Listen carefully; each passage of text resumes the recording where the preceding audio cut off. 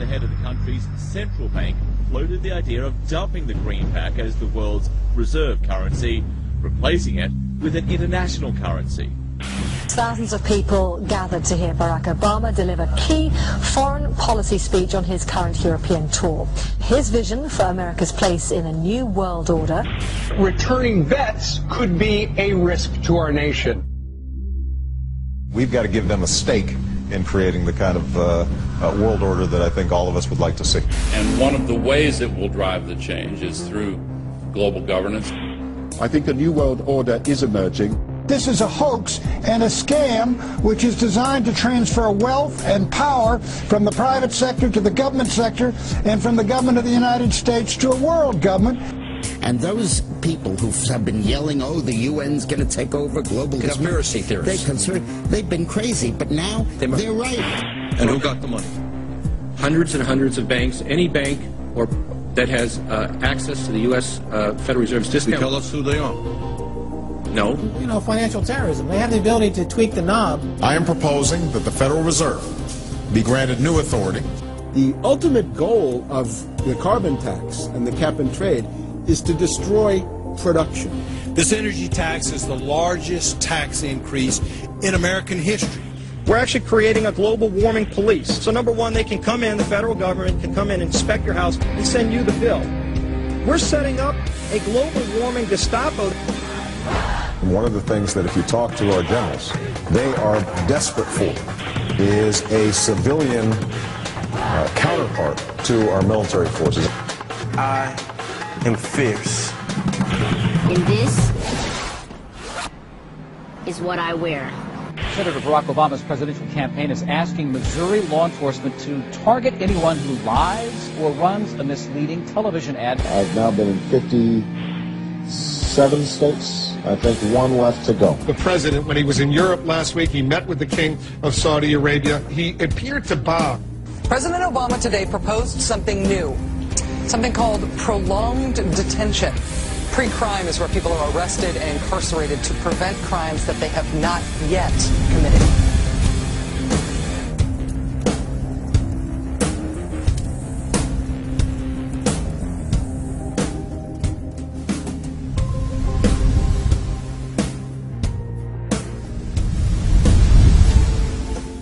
It's the World Wrestling Federation. It's the Washington Wrestling Federation. They put on this show that they're bitter rivalries, you know, villains, and they really don't like each other. But behind closed doors, they buddy up for a drink and make deals. Both the Republican and Democratic parties are owned by the same global elites. And on issues that matter to those global elites, they act as one. They've wrapped themselves in the American flag, and they've talked about preserving American heritage and principles, and all the while they're working to merge us into a new world order where our sovereignty will be destroyed. We'll lose all connection with our American heritage. With Bush, you knew exactly what you were getting. It was there was no iron fist in a velvet glove. It was just the iron fist. Whereas with Obama, you've got the velvet glove and the iron fist. You know, a very sharp guy, very smooth, knows exactly what he's doing. For that reason, far more dangerous than Bush. Well, at the end of last year, I was willing to give Obama the benefit of the doubt. I thought it was premature to write this guy off. But now that he's been in office for a while, it's obvious that he is very tight with the Goldman Sachs and J.P. Morgan's on Wall Street, and he is extremely compliant and pliant to the wishes of the large banks, going back to what we saw with Robert Rubin under the Clinton administration, changing laws in favor of the banks, and he's not doing anything to stop the banks. He's helping the banks continue to do what they were doing under Bush. So, in fact, he's just a continuation of Bush on the subject of markets and finance, which is the most important part of his policy right now. People who voted for Obama wanted real change, and they're getting platitudes, they're getting a lot of nice talk, but nothing in the way of concrete change is taking place. In this town, business as usual. There's one puppet master that controls the left, and there's the same puppet master controls the right. They control the Republican Party, and they control the Democratic Party. This is not a party issue. This is not a left-right issue. The question is, who should government serve? And it should serve the people. In fact, government is just a tool of the dominant minority that uses economics and government law to enforce upon the public various mandates. The right-left paradigm in the U.S. and in U.S. politics is taken directly from the commercial world and the corporate world. In the business world, you have Coke, Pepsi. You have McDonald's, Burger King. You've got AT&T and Verizon. You've got duopolies. And a duopoly gives the illusion of there being some competition and some choice. And it looks a little bit better than a monopoly. So, for example, in Communist Russia, if they had Communist Russia Red and Communist Russia Chartreuse, there would have been the illusion of choice and something akin to democracy in Russia. But they simply said, forget it, we're just going to go with red. In the U.S., they have this left-right paradigm, which, unfortunately, it doesn't take them out of the hard, cold fact that there is no choice. There's no social justice. There's only one choice, which is to supply more rent to the rent seekers who have now taken the whole system hostage. We've seen the limitations on government whittled away. We have seen this erosion to the point where today it seems like nobody does care. And right now in Washington, D.C., we have seen a fall of the republic. If the United States doesn't have its Bill of Rights and Constitution, it doesn't exist anymore. It's just more real estate, more dirt. And that's what these global corporatists want. They want to completely dismantle the Bill of Rights and Constitution, and they're doing that right now. This is the fall of the republic.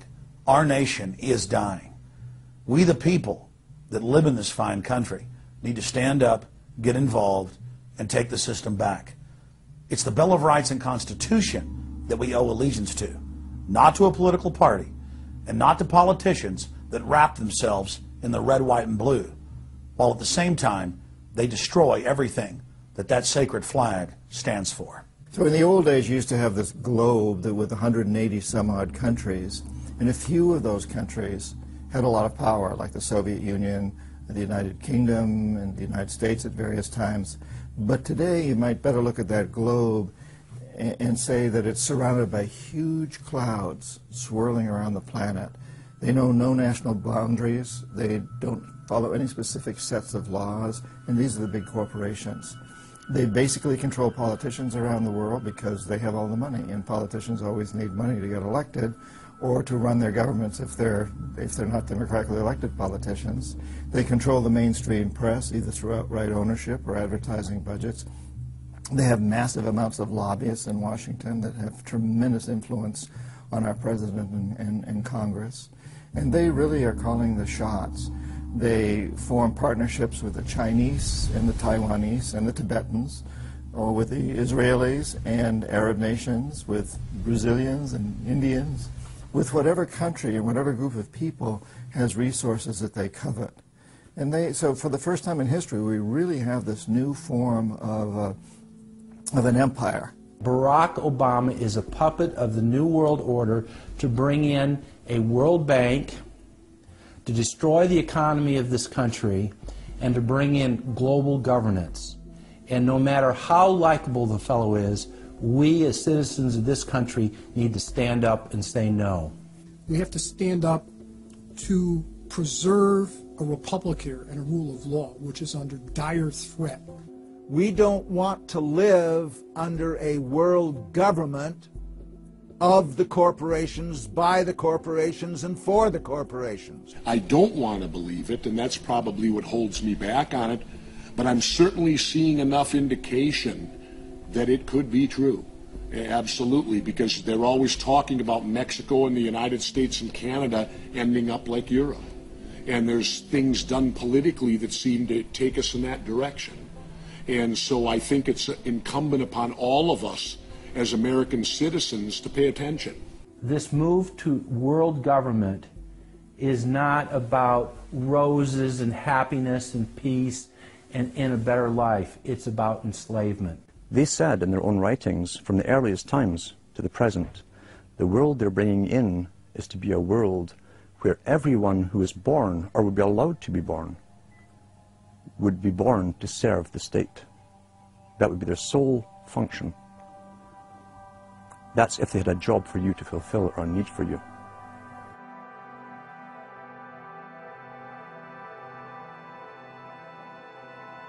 July 4th, 2009. Across the United States, citizens gathered to celebrate the Republic's founding 233 years before. Most people in the crowds were aware that America was going in the wrong direction, that things were changing for the worse. But few could grasp the sheer magnitude of corruption and looting running rampant like a disease through the heart of the nation. The engine of America's greatness is not just its liberties, but the people's willingness to fight to keep them.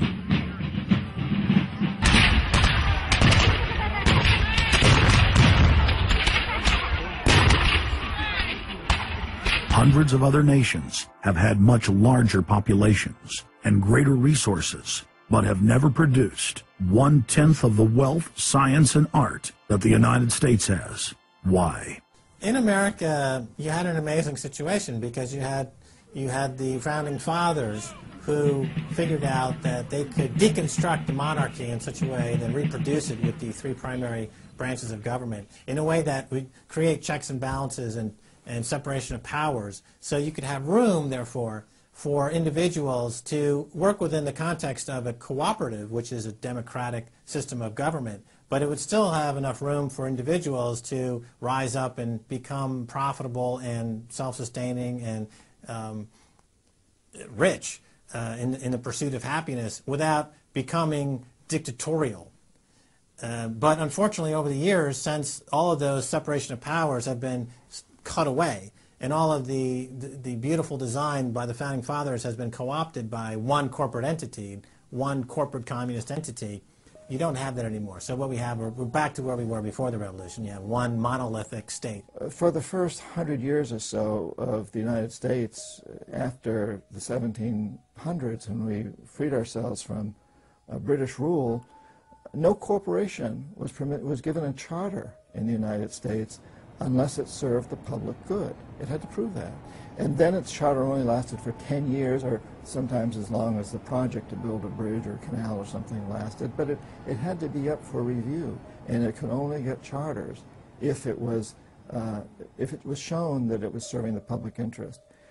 That changed, primarily because John D. Rockefeller kind of bribed Delaware and New Jersey to begin with into accepting a different system where he said, listen, if I pay you lots of money in terms of taxes, etc., I want to be licensed to not have to serve the public good. I want to be able to get around that law. And state after state after state changed at that point. In the United States, our Constitution and Bill of Rights recognizes that individuals have innate freedoms that can never be taken away by any government. For the first time in history, the people were unbound to reach for their full potential, producing and outcompeting every other nation on earth. The rights of free speech, self-defense, private property, due process of law, and many others ignited a revolution in human development that threatened the despotic rule of monarchs and tyrants worldwide. But the corrupt elites had studied history. They knew that great civilizations could only fall from within. They know from previous experience and history that civilizations come and go and dwindle. They know the reasons why they come and go. Isn't the only hope for the planet that the industrialized civilizations collapse? Isn't it our responsibility to bring that about? Morty Strong, founder of the UN Environment Program, from his opening speech, Rio Earth Summit, 1992. Maurice Strong is the man who said that they would never allow another country to rise up as powerful as America. It will never be allowed to happen again. And he said the best thing we can do is to tear down all the factories, all the top commerce of the United States, and level it and give it back to nature. So that was the advice from this character, who has tremendous power at the United Nations and was picked up and groomed by Rockefeller himself. Over the past decades, since the Kennedy assassination approximately, you've had an ongoing oligarchical transformation of virtually every country in the world. And in the United States, it's taken the form of an oligarchical counter-revolution against the reforms of the 1930s, with the Wall Street interest asserting itself as more and more dominant. And once bankers and oligarchs have power, the things that they do, you could call them a policy. You could call it something like a tropism. It's like the way a plant responds. Naturally, since they're oligarchs, they're going to try to downgrade the standard of living of the vast majority of the population. They're going to claim that the world is overpopulated, that industrialization, industrial pollution, and overpopulation are the main problems that face the world. And they're generally going to try to crush and mortify any kind of popular democracy or mass movements with any kind of progressive content. Nations rise and fall. They knew how debt could never be recuperated. They knew that disease or prolonged war could wipe out the population and the future populations that pay off debt. So these guys all work together. That's why it's no surprise that today you have Lord Rothschild coming out pushing the latest scam or religion that we must all believe in, which is global warming, which his personal bank, his family's bank in Switzerland, will be in charge of. They've run the system, the whole economic system of the world for the last 250 years. So why shouldn't they also run the economic system for the next few hundred years? The question of a ruling class, oligarchy as a ruling class, is posed by Plato in the Republic, where we find that oligarchy is a constitution full of many evils, where the rich dominate the government by buying it, and the average individual or the poor count for absolutely nothing. Oligarchy is a frame of mind. In other words, if you're a banker, this is already a worldview. It's a world outlook, and it implies the policies that have got us here, right? Malthusian policies, zero growth policies, driving down the standard of living, attempts to wipe out all kinds of mass institutions that might be a countervailing force. This is a scientific dictatorship, which Bertrand Russell said, and the Huxleys said, both Aldous and Julian Huxley said they would bring in the scientifically controlled society. It's not just family planning, which really means abortion and so on. It's global planning, which is literally sterilization and abortion worldwide for the ideal reduced society, and not just across the board, through genetics, through the Genome Project, through the constant IQ testing. Globalization has economically destroyed the world. You've got at least 40 to 50,000 people who die every day worldwide from starvation, malnutrition, and diseases which can be cured for pennies, such as diarrhea.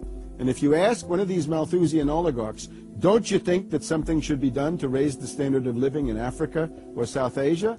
They'll say, no, we can't do that. That would wound the planet. That would oppress Mother Earth. So that's oligarchy. Class consciousness in this sense is absolutely essential. If you think that bankers are the same as you, you're wrong. F. Scott Fitzgerald once told Hemingway, you know, the rich are different from us. And Hemingway said, yeah, they have more money. And F. Scott Fitzgerald replied, no, it's something much deeper. It's a whole different world. To be an oligarch, to be a Rockefeller or something of this sort, means that you're in a completely different world with values which are the reverse of human values. Now, if you allow the oligarchs to continue to dominate, the destruction of world civilization is a matter of a few decades at the very, very most. So, choose. To force their agenda through, the elites are employing one of their favorite tools, artificial crisis creation, also known as the Hegelian dialectic of problem-reaction-solution. You never want a serious crisis to go to waste. And what I mean by that, it's an opportunity to do things that you think you could not do before. The Earth's ruling elite are first and foremost monopoly men. The founder of the Rockefeller clan summed it up simply when he said, competition is a sin. Rockefeller himself said that competition was a sin. And people quipped at that, thinking it was one of his little jokes. He made many jokes about saving pennies and stuff like this. But in reality, he was telling you a truth, that competition to a man like him, who worked for a much larger organization, competition truly was a sin. And The cartels have been formed ever since, have become much bigger, more powerful. Cartels which can literally command governments, sometimes to go to war on their behalf, have occurred. The economic crash of 2008 and 2009 was an engineered crisis designed to cripple sovereign nations globally to make way for a world currency and a new bank of the world. China's holding, what, 1.5 trillion worth. All over the world, they're holding U.S. currencies. They want to get out of them in a way where they're not going to lose on their investments. There's going to be a world currency. There's going to be a new reserve currency. They're going to push it through the IMF. That's going to be the banksters that are going to be in charge of it. It's going to happen, and it's going to happen sooner rather than later. There was also a question to Geithner. Do you think that the U.S. dollar ought to be replaced? And he blew it. He had a moment of candor where he said, yeah, we're considering that. So on that day, the dollar went down 1% within a couple of minutes. Chinese government proposal about a global currency and about the IMF regulations, the new IMF idea about the general agreements to borrow and having a faster ability to disperse to the emerging markets. As I understand this proposal, it's a proposal designed to increase the use of the IMF's special drawing rights. We're actually quite open to that suggestion. Timothy Geithner's comment about global currency is not off the table because it's not off the table and it's going to come. The whole world is ready to bail out of bucks. They just want to do it in a way where they're not going to lose on their investments. That's all that's going on. All the people around the world, the Japanese who have $1 trillion, the Chinese who have $1 trillion, the Saudis have $1 trillion, the Europeans something similar, they're all going to dump it at the same time. The rush for the exits. And that will then create hyperinflation. When America finishes supplying the manpower and the military for standardization of the world into the one system, and they want a secular world society with a hint of greening and Gia worship for sustainability reasons. America, as they're finishing off this agenda, they'll be pulling the rug from underneath Americans at home at the same time towards the latter stages. When the dollar starts to slide, and this was always the nightmare of Paul Adolph Volcker, who is now sitting in the Obama White House, once the dollar starts to go, there's nothing to stop it. There's no useful way that you can stop it once it begins to gather momentum. So I think we're facing the probability of some form of dollar panic combined with hyperinflation sometime during the Obama presidency. They're now pulling the rug away from under the feet of the people. They're becoming rapidly a non-manufacturing country. Any country that can't manufacture its own goods, even for self-defense, therefore is no longer sovereign, independent, and able to sustain itself, which tells you that this is all part of the plan. It started with the very beginning when you established that there was a Federal Reserve System given the power of the state to create money out of nothing and to do so without any regard to the will of the people, without any regard to what's behind the money system. In other words, strictly political and economic motives for the bankers and the politicians. Once you granted that power to a group, the Federal Reserve System, the economic crisis was inevitable. This has happened before. Every time in history when the government was given the power, or a group of banks in conjunction with the government was given the power to expand the money supply at will, those economic systems always wound up in crisis and always collapsed.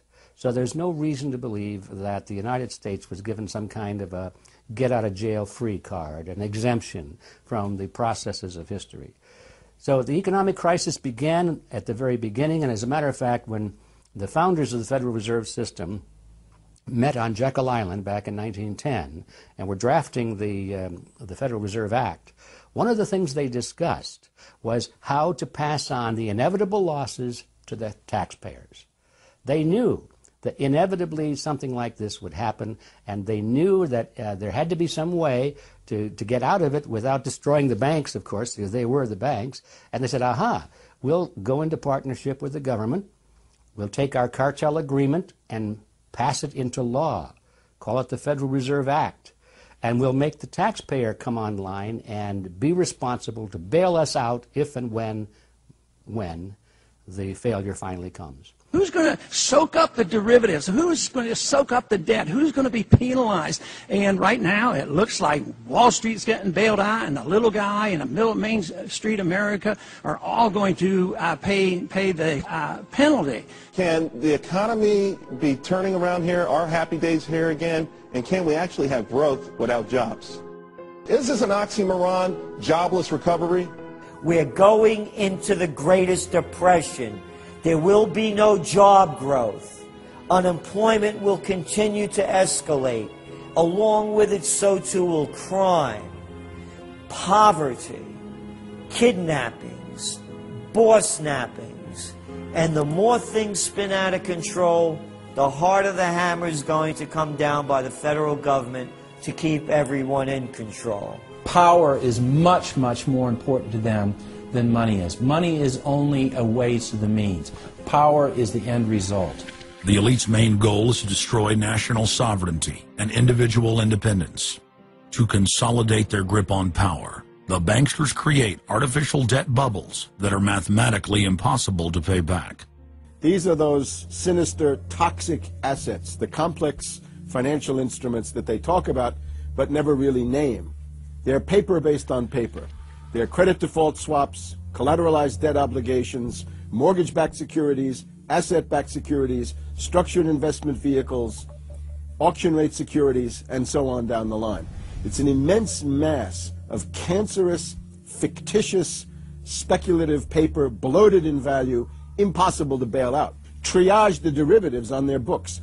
There's no way to bail out a $1.5 quadrillion black hole of derivatives, but nevertheless they tried. The Wall Street cronies are crooks.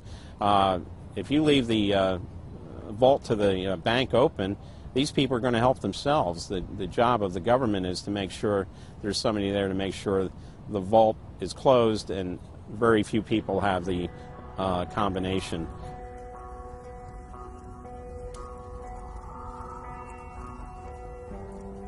I'm William K. Black, Associate Professor of Economics and Law at the University of Missouri at Kansas City.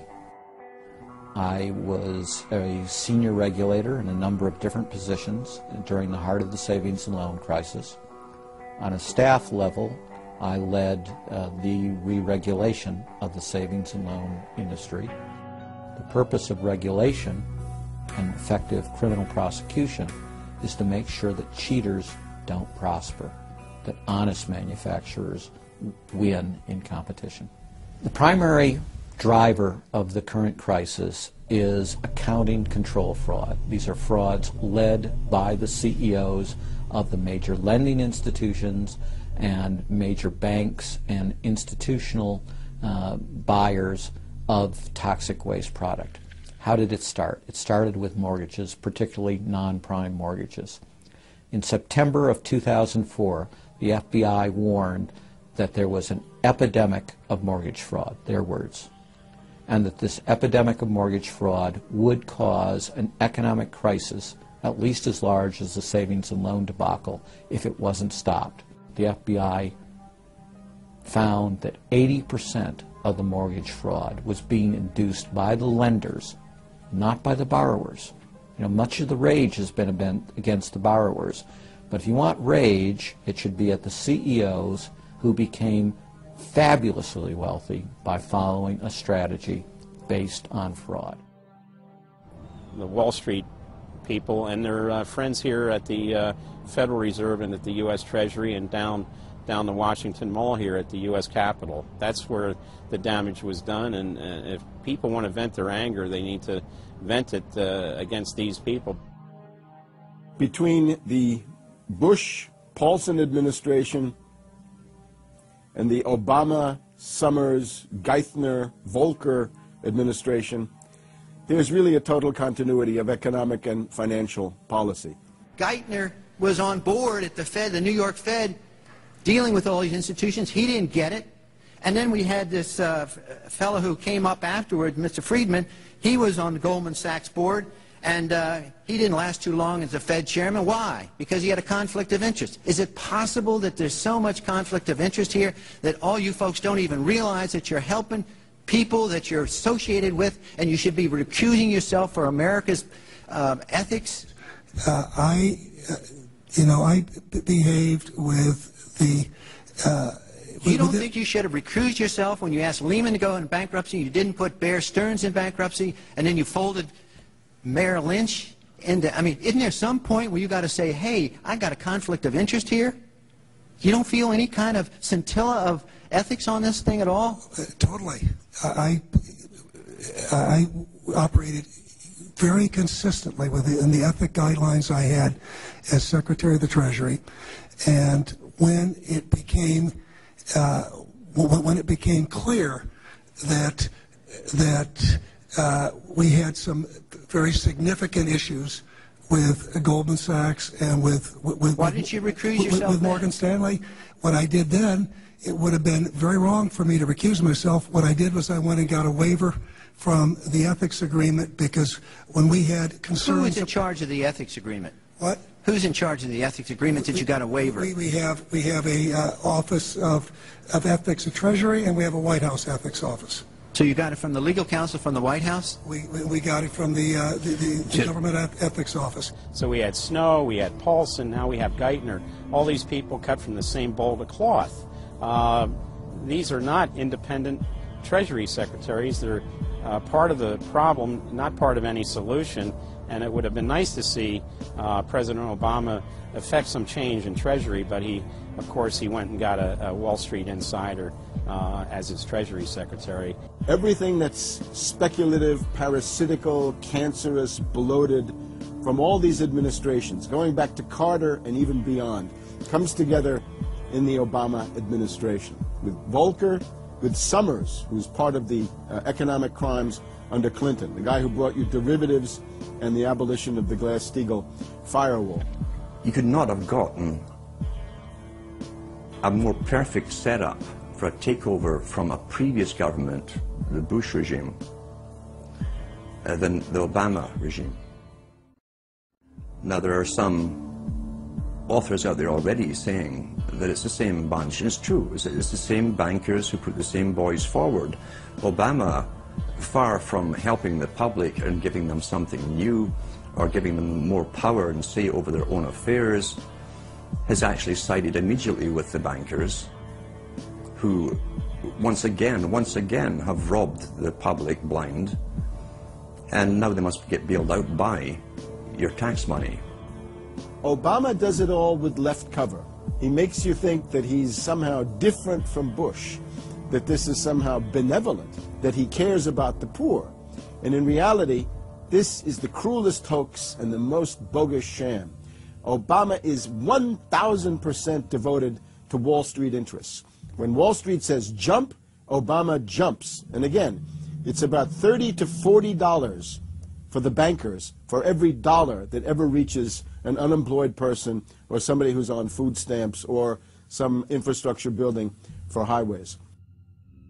The hope with the Obama administration was that it would move us beyond this. But unfortunately, what we're seeing more and more is that Obama has brought in many of the economists who bought into the system in the past. Larry Summers is a very good example. And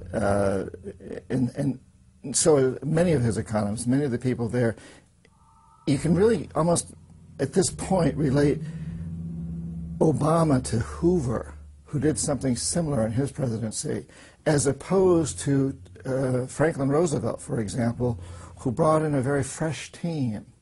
So the concern here now is that Obama's falling into this trap of bringing in the same people who put us in the position that we're in today, and other people who buy into the same theories that brought us here, this mutant form of capitalism. Presumably what most politicians want to come in is say, hey, the problems of the past, they're due to the old guy, and I'm cleaning house, and I'm going to bring in a new team, and don't blame us for the things we've inherited. Can't say, you know, those policies of the past that came before were insane, because you got the guy that was one of the key architects of those policies. People need to stop having allegiance to their political party. They need to have allegiance to the Bill of Rights, the Constitution, and what has made our republic so special. The basic human rights and dignity that every citizen of this country inherently has. Not because it's some right given to us by government, but because our Bill of Rights, our Constitution, enshrines that these are inalienable rights given to us by God, that we inherently have as sentient, free, conscious beings. But instead the public cheers on the Republicans as they win, or cheers on the Democrats as they defeat the Republicans. It's an endless, staged, gladiatorial event, special interest, own both parties, and they project this false left-right paradigm up as like a movie screen. And behind that, behind the throne, the establishment is able to control our society and engineer it into this high-tech police state. If you try to let the finance oligarchs who created the crisis turn around and say they're the doctors who are going to get you out of the crisis, they will dig you deeper and deeper into the bottomless abyss of world economic depression, financial collapse, and disintegration.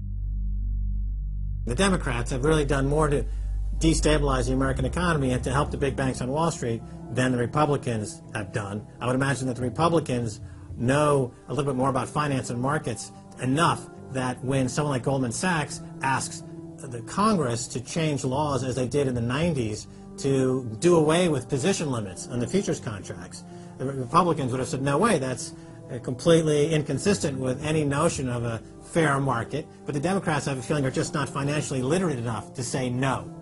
And I think that Goldman has very shrewdly positioned themselves with the Democrats, because the Democrats typically, like many NGOs that I've run into, they seem to have a complete inability to comprehend these issues of markets and finance and how it relates to social justice.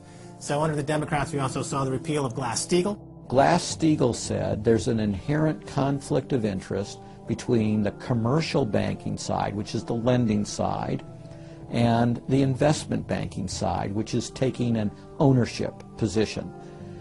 And we have to end this conflict of interest by separating these two entities. You can have investment banks and you can have commercial banks, but they have to be separate. Do you think that the repeal of Glass-Steagall was a tragic mistake? No, I don't think so. You could be a commercial bank like Chase Manhattan, or you could be an investment house like J.P. Morgan, or a bank like Bank of America, or an investment house like Merrill Lynch. But you couldn't be both.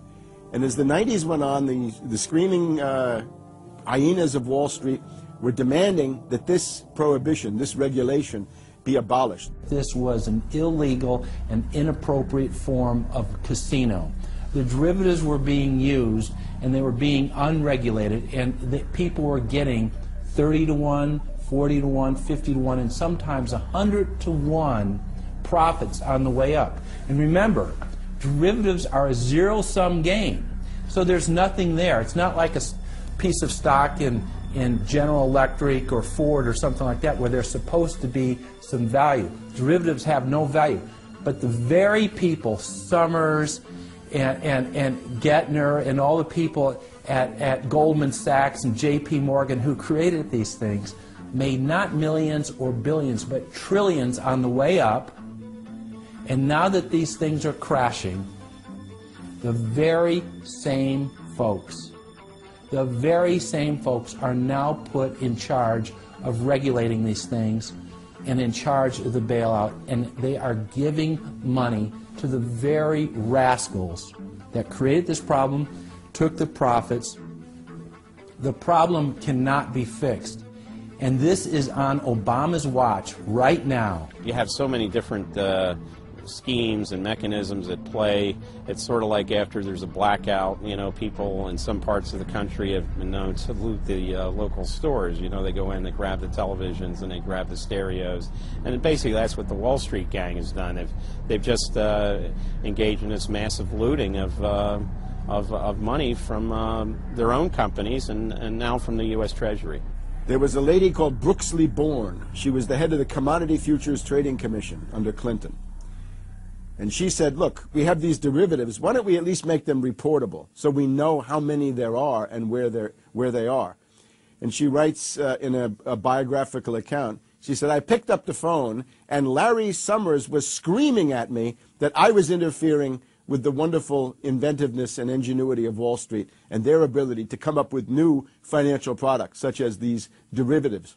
Brooksley Born was the chair of the Commodities Future Trading Commission, CFTC, which regulates many financial derivatives.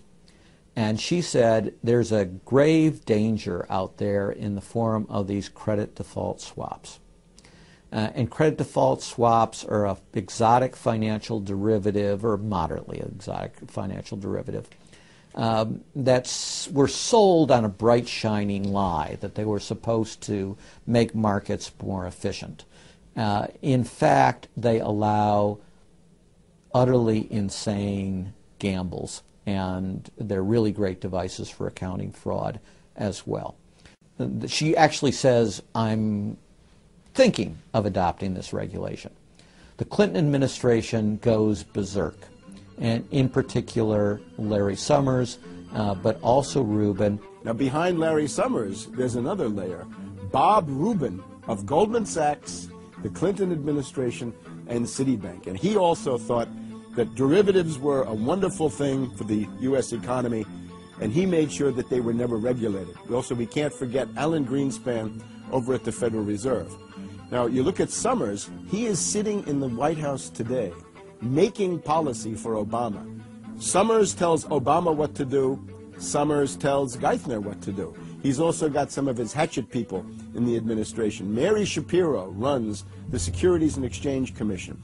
She refuses to ban naked short selling and other market manipulations. You've also got another guy called Gensler over at the Commodity Futures Trading Commission today. He is an acolyte and a supporter of the derivatives bubble. We made the new CFTC chair a guy who had helped to kill Brooksley Born's reform initiatives. And we just did this under the Obama administration. This was a pre-registered, pre-organized, predetermined event. Anybody who knows that if you allow the banks to become unregulated financial institutes with tsunami-like, weapons of mass destruction-like financial instruments like derivatives, to allow that to run up to levels that are 50, 100, 200 times the gross domestic product with no value. They know that they are taking the profits on going up, but they also know that the end result is the destruction and gutting of this economy. The scam is simple. The insiders buy hard assets and political influence as the fiat bubbles expand. And then, at a time of their choosing, they purposefully implode the bubble. We've got a very small group of people, and the Federal Reserve and the global central banking system and the Bank of International Settlements in Switzerland, who are purposefully managing the boom and bust, credit supply, credit contraction, money supply growth, money supply contraction, to create artificial roller coasters and artificial volatility that they can trade around without taking any risk. It doesn't cost them any money. And if they do make a mistake because they're, as George Bush said, oh, the bankers on Wall Street are drunk. It is uncertain. There's no question about it. Wall Street got drunk. One of the reasons I should turn off the TV cameras. Let's say they walk in one day and they push the wrong button and they lose the bank $1 billion or $5 billion or $100 billion. They can appeal to the government to bail them out. It's a totally asymmetric relationship between bankers and the rest of the economy. If they make a mistake, they get bailed out. If everyone else makes a mistake, they get put in jail, called a terrorist, and we never hear from them again. But it's a more sophisticated form of slavery, and we're going through it today. We see the taxation is going up all the time with the supposed crash of the banks that was not happening out of the blue. It was set up for this time. They could have kept it going for another few years if it suited them, and then crashed all the bubbles. But now is the time. As they say in their own writings, now is the time. One of the great benefits of an economic model from an economist standpoint is you can basically get whatever results you want. You can manipulate the inputs to make that happen. And that makes it a very easy tool to use to hoodwink other people. These manufactured, these engineered financial catastrophes are the result of a central banking system that has the ability to add and subtract credit, add and subtract dollars and money at will to create this roller coaster effect. Because unlike most people, the banks are able to make profits as easily on the way down as they can on the way up in any given situation. Volatility is great for banks and professionals. Volatility is not great for the most average people. Their operatives in government and media then hold the economy hostage by issuing the ultimatum: give us unlimited bailout money or the economy dies. What's being used is what I call, to try to get the money, is what I call the suicide threat, where, you know, if anybody has ever seen the movie Blazing Saddle, the sheriff is surrounded by hostile town folks. He takes out his gun, points it at his head and says, you know, don't move or I'll shoot. Well, that's what the big banks are saying. You know, give us unlimited cash or we'll die. And if we die, you'll die, because we're too big to fail. It is a false flag attack, because Hank Paulson will get up in front of Congress and say, we need $700 billion because that thing, that existential threat, the market is attacking us, and we need this handout to fight Mr. Market. Mr. Market is out there. We need to fight Mr. Market. It's an existential threat. Meanwhile, he is Mr. Market. He's the one causing the problem. We had Paulson, a representative of Goldman Sachs who happened to be running the U.S. Treasury, came forward with a hysterical briefing for the Congress saying, we, the Wall Street bankers, demand $700 billion in bailouts. So they say, yes, we'll give you all the money you need. Well, you know, these are arsonists. Paulson, Tim Geithner, Bernanke, they're arsonists. They're asking for more matches. And the Congress is saying, who do we make the check out to? Who do we send these matches to? Who do we send the matches to? Is a ton of matches enough? Can we send you some gasoline to go with those matches? They're like, yes, please. Don't change our management. Don't pay us what assets are worth. Pay us way more than what our assets are really worth. Don't make us use honest accounting. Allow us to lie. We've just, under congressional pressure, changed the accounting rules for the express purpose of making sure that the big banks don't have to report honest losses. The only way they can pass this bill is by creating and sustaining a panic atmosphere. That atmosphere is not justified. Many of us were told in private conversations that if we voted against this bill on Monday, that the sky would fall, the market would drop 2,000 or 3,000 points the first day, another couple thousand the second day, and a few members were even told that there would be martial law in America if we voted no. That's what I call fear-mongering. We have, you know, people in the government threatening martial law or things to get their way in the executive branch against Congress. You know, if you put all these signs together, it doesn't look good at all. To the extent we are a democracy, we're sort of a hairbreadth away from a police state. Congress aided the bankers in carrying out the biggest heist in history with the so-called banker bailout of 2008. The bailout money, the $13 trillion or so dollars that have been given to the banks, is sitting on the balance sheet of the banks, and that is incurring interest costs. And that's going to precipitate the need to flush the system with more cash. And at some point, the dam will break, and you're going to have very high inflation. Some predict hyperinflation. You cannot print phantom money out of thin air, backed by nothing, and producing practically nothing without destroying the world economy. So unless we cut out the toxic funds, the toxic elements of this economy, every time we put in money on this bailout, it's just feeding the fire. It's not making things better. What should have happened is that those banks and investment banks should have been seized. They should have been seized by the Federal Deposit Insurance Corporation. Those are zombie banks. The Chase Manhattan, J.P. Morgan Chase, Bank of America, Citibank, Wells Fargo, Wachovia, so on down the line, to AIG in the insurance realm. These are zombie institutions, insolvent, bankrupt. The only thing to do with them is to seize them, put them through Chapter 11 bankruptcy. That'll probably turn into Chapter 7 bankruptcy, liquidation. And above all, triage the derivatives on their books. There's no way to bail out a $1.5 quadrillion black hole of derivatives, but nevertheless they tried. They will, of course, try to regain some of this money back, but their debts, unlike any other period in history, are now a quantum size bigger than the entire global GDP by a factor of 50 to 100. It's almost infinite amount of debt. If you really look at the numbers, because of the massive, massive debt, and right now, total debt in this country is about 375% of the gross domestic product. And that's not including derivatives. If you put the derivatives in, it's probably 20 to 30 times gross domestic product. It's beyond what anybody has ever even considered. While they were looting North America into the ground, the international banking syndicate was simultaneously executing the same scam in over 100 other nations. So who got the money? To financial institutions in Europe and other countries. Which ones? I don't know.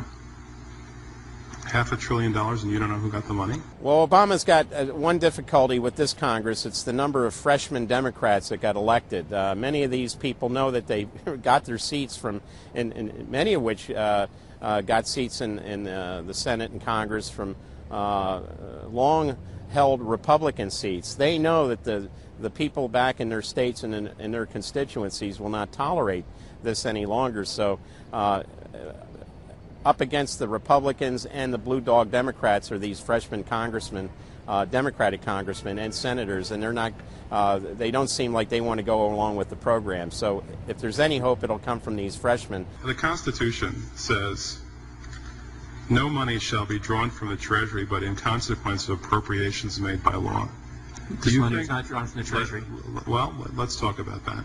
Do you think it's consistent with the spirit of that provision of the Constitution for a group like the FMOC to hand out $500 billion to foreigners without any action by this Congress? Congress approved it in the Federal Reserve Act. When was that? Quite a long time ago. I don't know the exact date. 100 years ago? The original act is 1914, I believe. I don't know whether this provision was in 1914 or not, but the Federal Reserve Act was in 1913. All right, and at that time, the entire gross national product of this country was well under $500 billion, wasn't it? I don't know. Is it safe to say that nobody in 1913 contemplated that your small little group of people would decide to hand out $500 billion to foreigners? What the bailout legislation really did was give a blank check backed up by U.S. taxpayers to offshore mega banks. Of course, Congress has oversight. If you read the Constitution, our founders were very clear. Anything to do with taxes and money is put into the hands of both houses of Congress together. Both houses of Congress together must approve it. Because it's a buck, because that's why we fought the revolution. Taxation without representation was part of it. Foreign banks, Société Générale of France, about 10 billion for a French bank. Deutsche Bank of Germany. Did Deutsche Bank need the money? How much did they get from the bailout? Well, they told us they got $12 billion from the bailout. And Barclays Bank of Britain, $10 billion.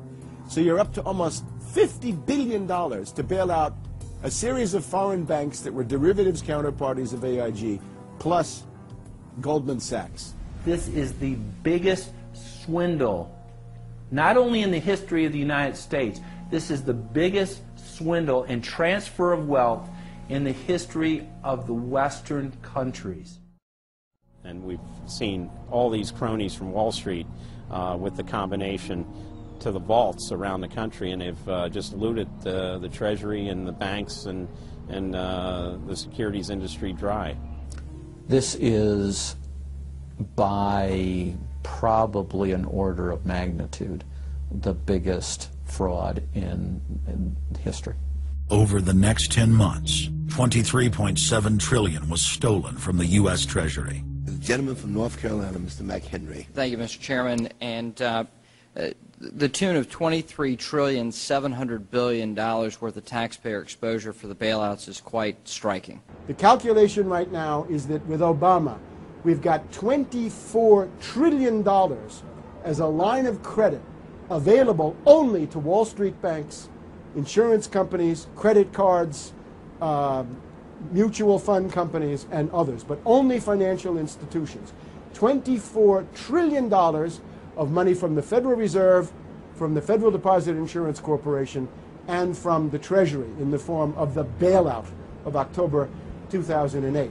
The Federal Reserve, the private holding company for the offshore banks, arrogantly told Congress and the American people that it was none of their business what the private banks did with the people's money. One very interesting exchange. Senator Bernie Sanders of Vermont asking Bernanke, we have given upwards of $2 trillion to various financial institutions. You've got to tell me, where did the money go? And Bernanke simply stonewalls and says, I won't tell you. And who got the money? Hundreds and hundreds of banks. Any bank or that has access to the U.S. Federal Reserve's discount. You tell us who they are. No. Do you have to be a large, greedy, reckless financial institution to apply for these monies? There is no subsidy. There is no capital involved. There is no gift involved. It is a collateralized, short-term liquid loan that is both over-collateralized and is recourse to the company itself. We have never lost a penny doing it. And how can other institutions get those loans as well? According to the law, we are supposed to be lending to depository institutions. Let me just say this, Mr. Chairman. I have a hard time understanding how you have put $2.2 trillion at risk without making those names available, those institutions public. And we're going to introduce legislation today, by the way, to demand that you do that. It is unacceptable to me that that goes on. Behind me, the Federal Reserve is probably the least transparent agency in the federal government. One could even argue that the Central Intelligence Agency is more transparent than the Federal Reserve. The fact is that the American people want to know more of the secrets of the temple, as the book was before you were born, The Secrets of the Temple. The Fed, as you know, is just a monopoly by the bankers. This is simply putting the foxes in charge of the hen house. Personally, I'd be in favor of Congress just nationalizing the Fed and getting the bankers out of there. They're just stealing from the American people. Put it directly in the hands of Congress and let Congress decide, rather than this cabal of bankers deciding their own rates of profit at the expense of the American people. Since the Federal Reserve's creation in 1913, patriots have labored tirelessly to alert the American people to the true nature of the Federal Reserve. Throughout its 90-plus year history, most Americans falsely believed that the Federal Reserve was a government agency. But today, scientific opinion polls show that the vast majority of the public is aware of the fact that the Federal Reserve is a front company for an offshore private banking cartel that dominates not just the United States, but almost every other nation on Earth. It's never been written about in any book that I've found as to who gave these guys the authority or permission to be the international bankers for the world. Why would you even need international bankers? Why would any government agree to use them? Why would you need to use them? Why can't any country create its own money? It tells you there was already an existing superstructure, already in existence, maybe 200-300 years ago, to give these guys permission to somehow be the overlords of all money for all countries. Polls also reveal that 75% of Americans demand a public audit of the secretive organization. By the summer of 2009, Congressman Ron Paul's bill to audit the Fed had gained more than 280 sponsors in the House. But the private Fed's high-powered lobbyists were able to block a vote on the bill in the Senate. That only piqued the public's interest. I have another amendment I have been informed that the majority plans to block consideration of this amendment, which is number 1367, regarding the transparency at the Federal Reserve. Madam President, I'd like to call up Amendment 1367. Without objection, the clerk will report. The Senator from South Carolina, Mr. DeMint, proposes amendment number 1367. Senator from Nebraska. I make a point of order against the DeMint amendment that it's legislation on appropriations. Madam President? The point of order is well taken. The amendment. I regret the objection. The amendment falls. The people began asking themselves, why couldn't there be an audit of the Federal Reserve? The Fed has never once been audited. In the whole period of time, in the almost 90 some odd years that the Fed has been around, the most powerful agency and independent agency, it has never once been audited.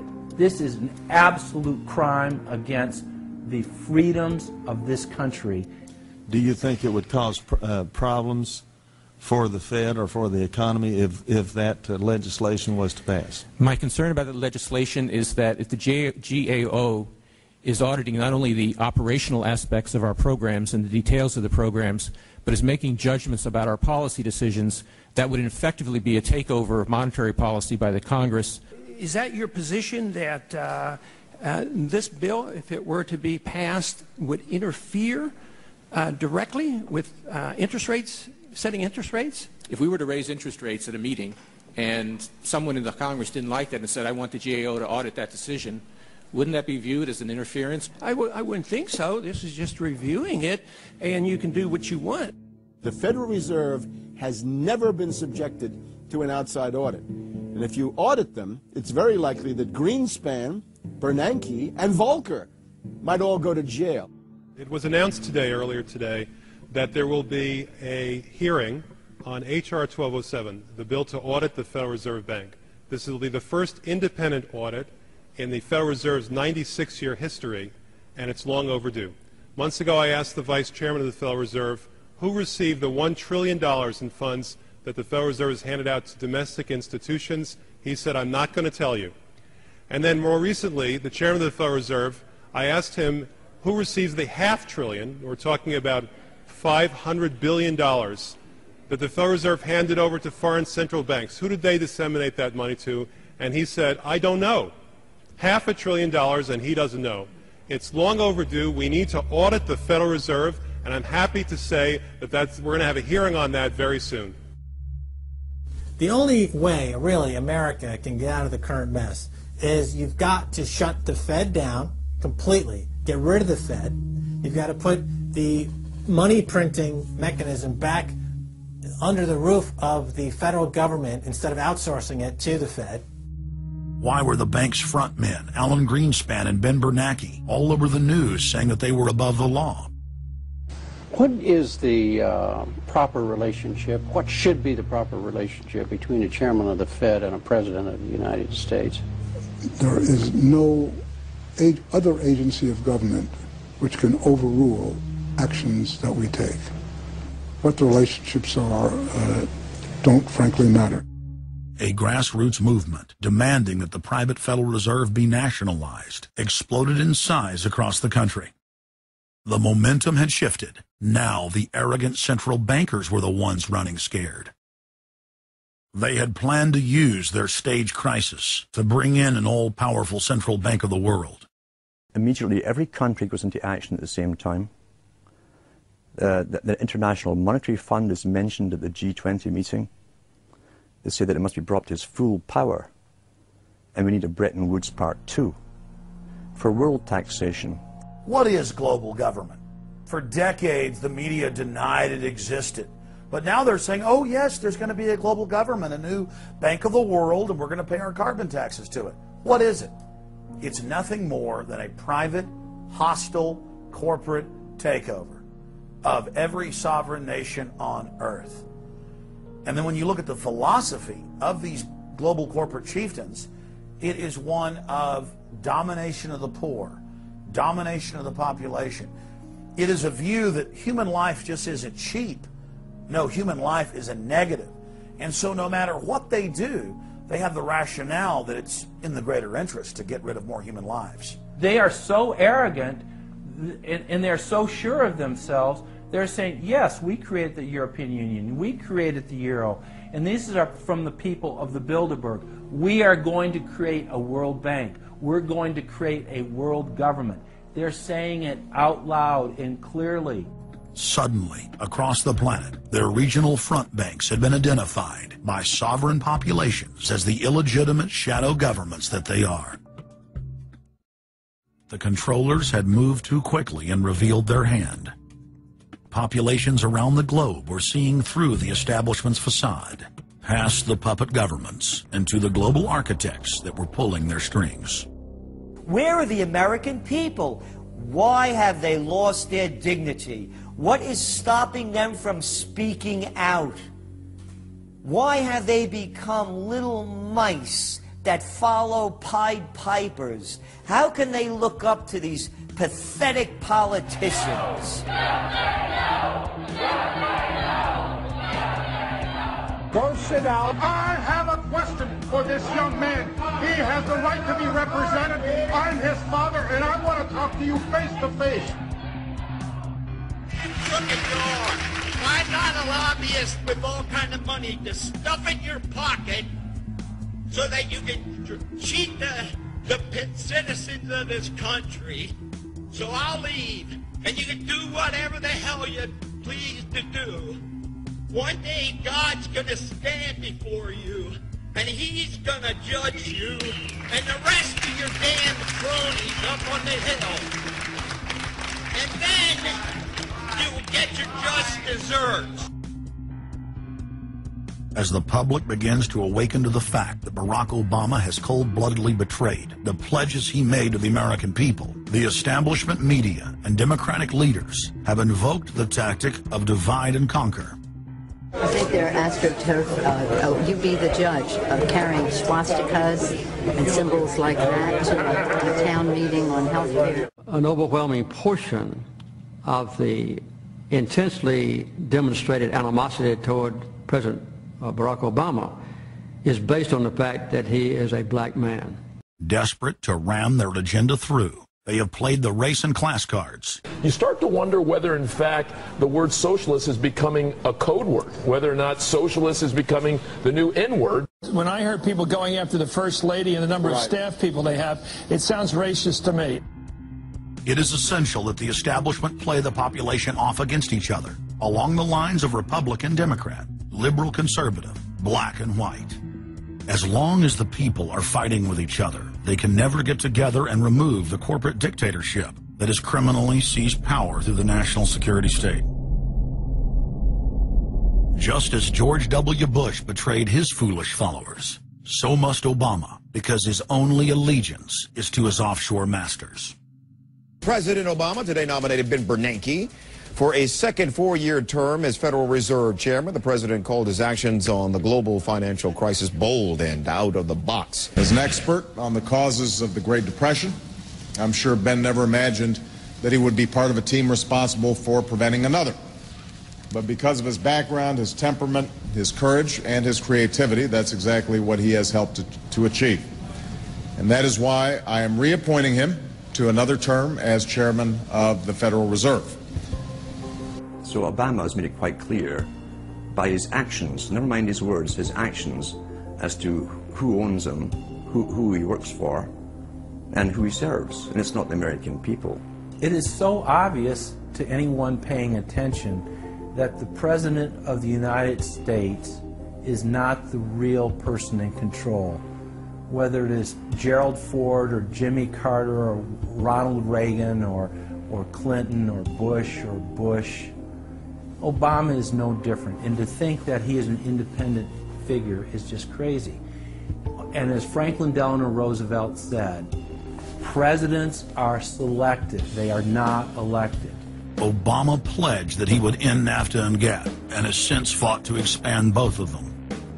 Obama promised that he would have the most transparent administration ever, and he is already more secretive than Bush and Cheney ever were, even making it a secret who visits the White House. I can make a firm pledge If your family earns less than $250,000 a year, if you make less than $250,000 a year, if you are a family making less than $250,000 a year, you will not see your taxes increased a single dime. You will not see your taxes go up. You will not see your taxes increase one single dime. Not your capital gains tax, not your payroll tax, not your income tax, no tax. Not your income tax, not your payroll tax, not your capital gains taxes, not any of your taxes. Not your payroll tax, not your capital gains tax, not your income tax, no tax. Your taxes will not go up, because the last thing you need is higher taxes when we're in a recession like this, and you won't get one under an Obama administration. Obama made the centerpiece of his campaign the pledge that taxes would not be raised on anyone making under $125,000 a year. He has since gone back on that promise as well and has proposed new taxes on payroll, energy, home mortgage deductions, and scores of other taxes. He made a pledge. He said, I'm not going to raise taxes on anyone making under $250,000. Is that pledge still active? We are going to let the process work its way through it. So it's not. So it's not. So it's not. We're going to let the process work its way through it. All right? The Senate is looking especially at this issue of capping the deductions for health care that employers and employees now get. That would be an tax increase for many families earning under $250,000, but the president said he was open to it, so that means that the tax pledge he made back in September is no longer operative? Obama said he was going to abolish the Patriot Act. He now vigorously defends it. We saw the same type of flip-flop when it came to warrantless wiretapping of the American people. Look what Obama's done with wiretapping, surveillance. He's brought it to heights even beyond what George Bush, the disgusting levels that he brought it to. So we have more surveillance. Now they're talking about, what is it called, Cybercom, the new Pentagon secret cyber society that's going to be watching over us to get those terrorists. We got to get those terrorists. So now they'll be invading our privacy even more. So, I mean, it really almost makes you ask the question, would it have been better if we never invented the internet and had to use paper and pencil or whatever? Now Obama is setting up the Cybersecurity Command, which the government admits completely ends the Fourth Amendment and allows President Obama to shut off the internet in the United States whenever he wishes. Indeed, in today's world, acts of terror could come not only from a few extremists in suicide vests, but from a few keystrokes on the computer, a weapon of mass disruption. As part of the new single national security staff announced this week, I'm creating a new office here at the White House that will be led by the Cybersecurity Coordinator. This new control grid is administered by the Pentagon. They just want to keep tabs on us. So we're turning into a surveillance, wiretap government state. The government is taking more and more control over our lives. I can stand here today as President of the United States and say without exception or equivocation that we do not torture. Obama made a show of investigating torture, but has ignored the Army's own detailed investigative reports, which name the torturers that the White House memos document were following the directives of Bush and Cheney, the men who are most guilty for issuing the infamous orders. Some low-level soldiers have been prosecuted for their role at Abu Ghraib, but no senior officer has been held accountable in any of these cases to date. Heidi? I know that these debates lead directly, in some cases, to a call for fuller accounting, perhaps through an independent commission. Now, I've opposed the creation of such a commission. Next, Obama expanded Bush's doctrine of indefinite detention of foreigners without trial to holding citizens without evidence indefinitely, without ever even committing a crime. President Obama today proposed something new, something called prolonged detention. Pre-crime is where people are arrested and incarcerated to prevent crimes that they have not yet committed. Barack H. Obama, who ran as an anti-war candidate, has continued the war in Iraq, massively expanded the war in Afghanistan, and unleashed a new conflict in Pakistan. Now Obama is promoting the biggest defense budget in history, dwarfing George Bush's war machine. What George Bush has been trying to do as part of his effort to accumulate more power in the presidency is he's been saying, well, I can basically change what Congress passed by attaching a letter saying, I don't agree with this part or I don't agree with that part. I'm going to choose to interpret it this way or that way. That's not part of his power. But this is part of the whole theory of George Bush, that he can make laws as he's going along. I disagree with that. I taught the Constitution for 10 years. I believe in the Constitution, and I will obey the Constitution of the United States. We're not going to use signing statements as a way of doing an end run around Congress. All right? Obama guaranteed that once president, he would stop the unconstitutional practice of issuing signing statements, through which the executive branch illegally usurps the legislative power of Congress. Congressman Kucinich, when he introduced his 60 articles of impeachment against Bush Jr., I think one was the signing statements. The form of the resolution is as follows. A resolution, articles of impeachment of George Bush, President of the United States. Resolved, that President George W. Bush be impeached for high crimes and misdemeanors. Article 26, announcing the intent to violate laws with signing statements, and in violation of his constitutional duty under Article 2, Section 3 of the Constitution, to take care that the laws be faithfully executed, has used signing statements to claim the right to violate acts of Congress even before he signs those acts into law. Same analysis would apply to Obama, and a fortiori because he taught constitutional law. He knows better. He's a lawyer licensed to practice law, who, as I am, who took an oath when he was licensed to uphold the Constitution and laws of the United States of America. With his signature on the spending bill also came Obama's first signing statement, a presidential declaration freeing him from following some of the bill's contents. I believe in the Constitution, and I will obey the Constitution of the United States. We're not going to use signing statements as a way of doing an end run around Congress. All right? He also promised that he would call on Congress to take at least 5 days to read new legislation before it was voted on. When there's a bill that ends up on my desk as president, you, the public, will have 5 days to look online and find out what's in it before I sign it, so that you know what your government's doing. But from his first day in power, he has aggressively pressured Congress to quickly pass bills before lawmakers and the public even have a chance to see them. Will state his parliamentary inquiry. Speaker, in order to try to figure out what we're doing, how much damage the country, I tried to get a copy of the bill. We have out here on the table 2454 that has 1,090 pages in it, but I've understood since debate in here that there's another 300 pages that were added in the middle of the night. My inquiry is, how do I get a copy of the other 300 pages that people on here or here on the floor hadn't had a chance to read or see?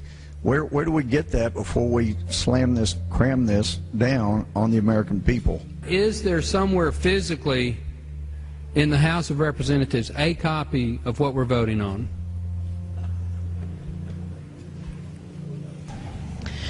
The gentleman has not stated a parliamentary inquiry that the chair can answer. Mr. Speaker, I have to say that I am outraged. Here we are getting ready to vote on a piece of legislation, and we haven't even seen 300 pieces of this legislation. No one can even find the bill or even knows where it's at.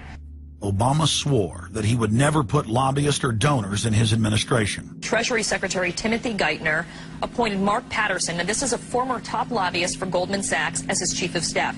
And then last week there was a lot of buzz over William Lynn. He was appointed to the #2 position at the Defense Department. William Lynn, also a former top lobbyist for Raytheon, which is one of the 5 largest defense contractors.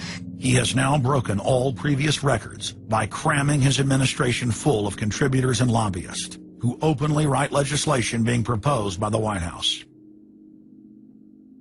There's a good reason Obama doesn't want to give the people or Congress any time to read the bills. I'm still needing a copy of the other 300 mysterious pages that we don't get to see here. Shortly after the 2008 election, Vice President Joe Biden confided to top supporters that it was essential that their program be implemented at lightning speed. Because their agenda was so unpopular, they knew Obama would lose support quickly.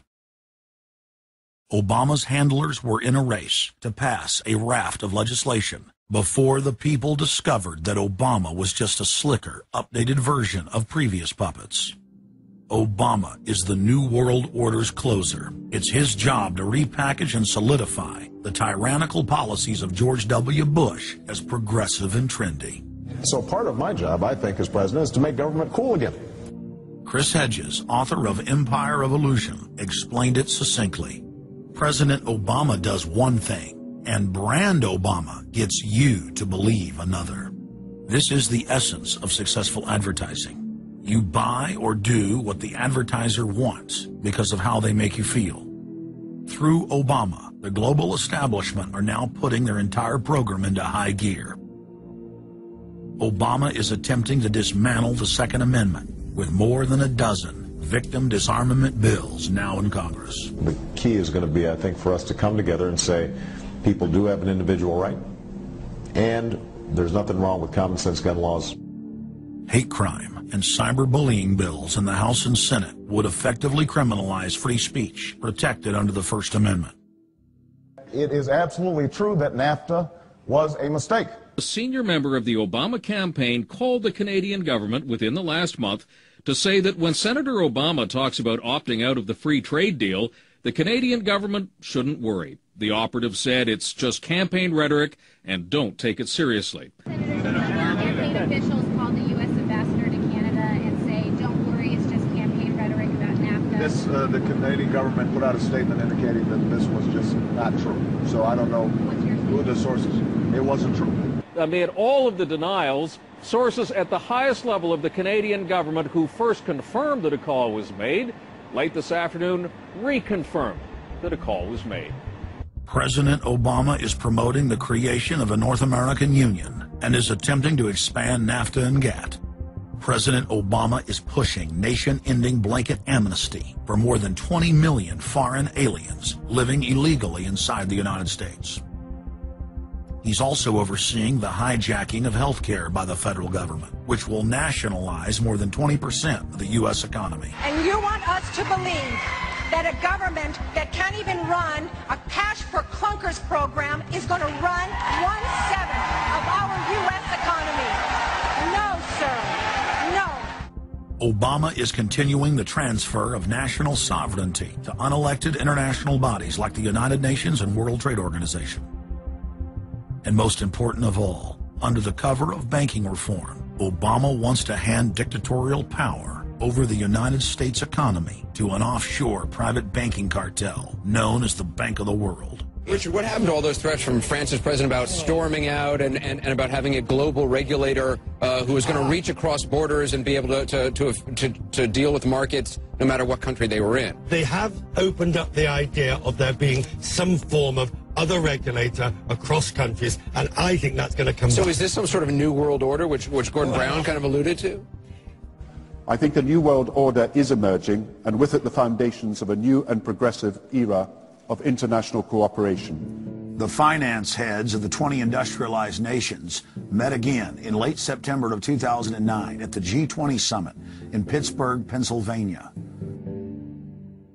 At that meeting, ministers called for an end to the dollar as the world reserve currency. They also called for a strengthening of global governance and called for a new world order. While the bankers were busy carving up the world at the G20 summit, Barack Obama was in New York City at the United Nations because he's got a new job to chair the United Nations Security Council, the most powerful position in the world government body. President Obama does what no other U.S. president ever has. President Obama presided over the UN's most powerful body. That would be the Security Council. 6,191st meeting of the Security Council. For a couple of hours, you could say Mr. Obama was president of the world. It is the story of a world that understands that no difference or division is worth destroying all that we have built. In my own country, it has brought Democrats and Republican leaders together. Leaders like George Shultz, Bill Perry, Henry Kissinger, and Sam Nunn, who are with us here today. Barack Obama is the first president to hold two posts simultaneously. And there's a good reason for that. It's illegal. Article 1, Section 9 of the Constitution forbids any U.S. president from serving any foreign government or institution. He swears an oath to protect and defend the Constitution of the United States. But now Barack Obama has sworn allegiance to the global government and the United Nations that he heads up. Let that sink in real good. Barack Obama now heads the United Nations Security Council.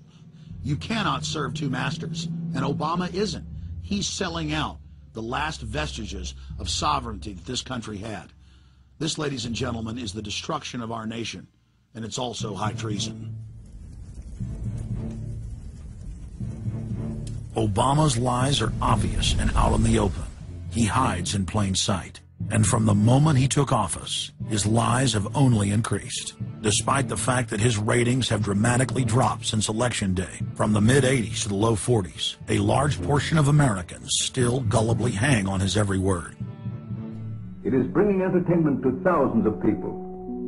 Through its magic, we are able to enjoy a combination of the radio, motion pictures, and the stage, right in the comfort of our own homes, simply by pushing a button and turning a dial.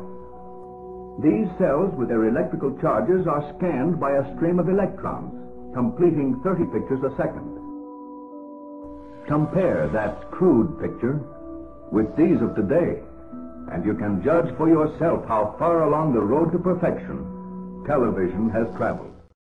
Most people still today think that all entertainment to do with movies, drama, is therefore nothing more than their entertainment. It never ever was that case. Of course, television can't perform such miracles as this, yet.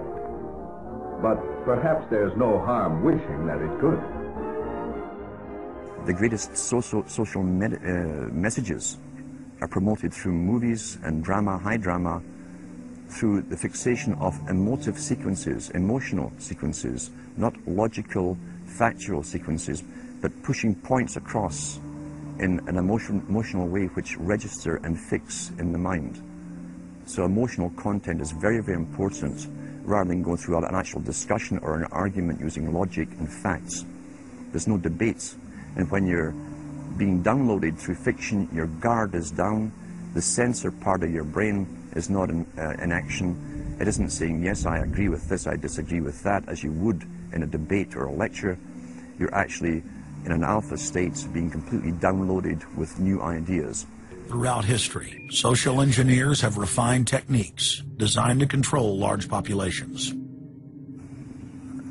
About 100 years ago, this big organization with many branches, they wanted to rule the world basically using Britain as a nucleus of a system, an embryo, which also was going to be joined with the US under the Anglo-American establishment, wrote about the kind of culture and the changes of culture over a 100-year period that they would actually design, implement, and bring in. And H.G. Wells talked about it too. He talked about arenas. He says arenas could be put up across the world for sports, for instance. Now at that time, sports was something that children, school children were into. Adults became adults and got onto adult things. So it was unimaginable at the time that people could actually believe that there was even a need for adult sports and entertainment, never mind having arenas built across the world. But he said we can do this, and foist basically a sports culture for the males using a tribal system. We're all tribal to an extent. That's why we even bother to vote for a tribal leader. This is well understood. That's why we're supplied with these leaders. And because the average man was to become more disengaged from his own destiny as the expert class arose, it was decided that the males would get their outlet, basically, gradually becoming helpless as males through sports. Therefore, they'd have a tribal team they could identify with. They could cheer them on as they were winning. In their own personal lives, they were getting nowhere. They were getting disenfranchised, in a sense, as experts took over decision-making for them in all kinds of fields. So this was psychology at use, planned before they even implemented the sports. When radio came along, of course, they used that to the maximum. Sports for the men, soaps basically for the women, and then in came television, as I say, with its alpha state, its hypnotic state.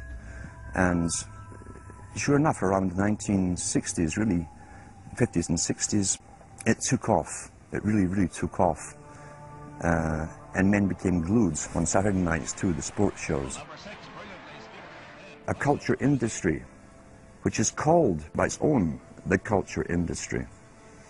The Soviet Union had a department called the culture industry. Their actors and directors were called the cultural leaders, because they would, like a computer, people are like computers, all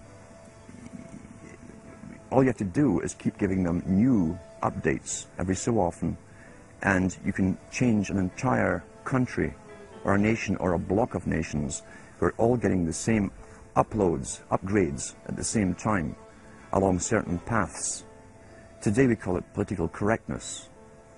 Most people want to belong to their peer group. They want to be the same as everyone else when it comes to opinions.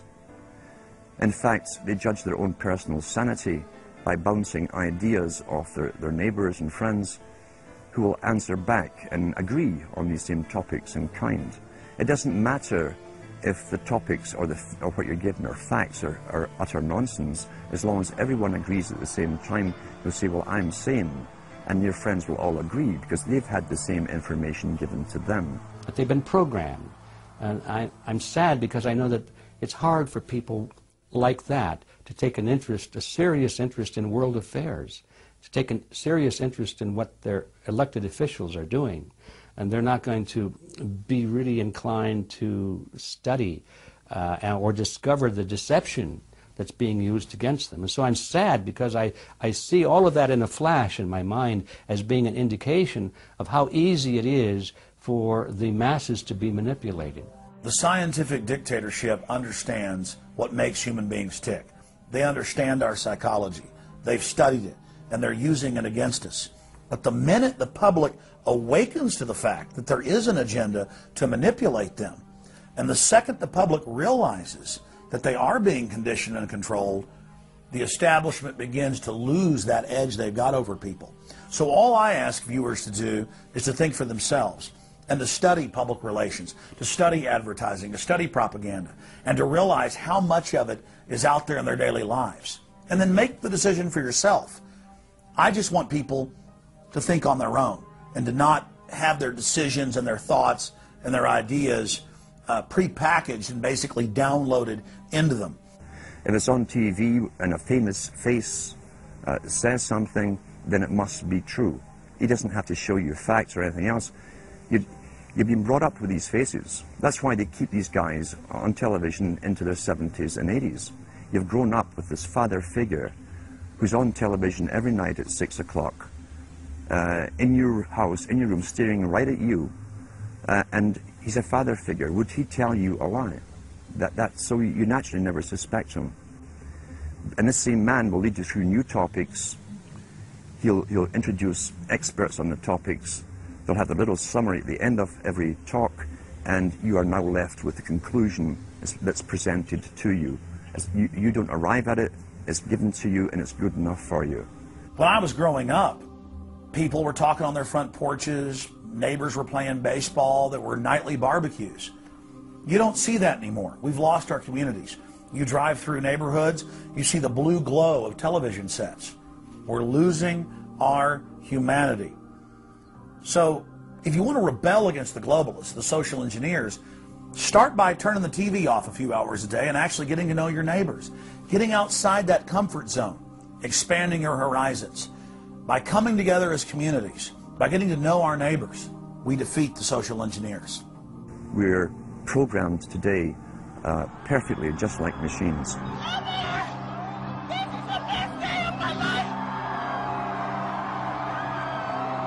We tied this in with the Brzezinski. Brzezinski said in 2 Ages, now this guy was way up with the NSA. He's a master geopolitician.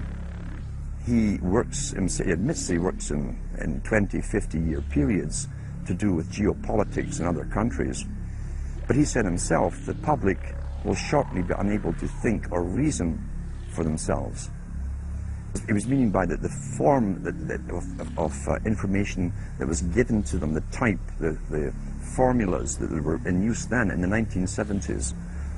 He says, eventually they'll be unable to think or reason for themselves.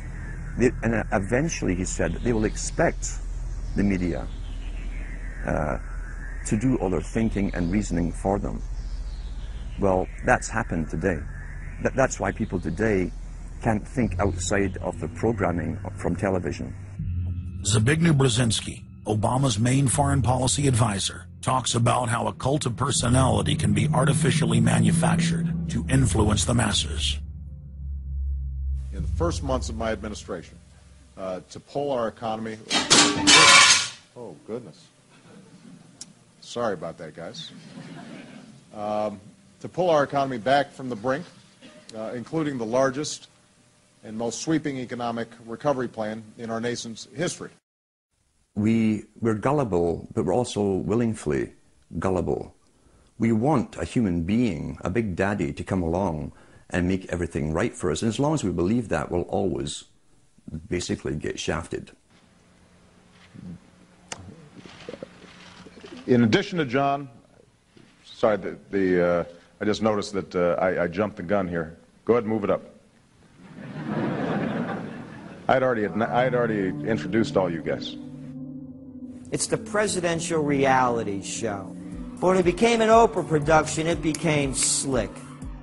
You don't have a president, you have an actor. They say that politics is show business for ugly people. You got it.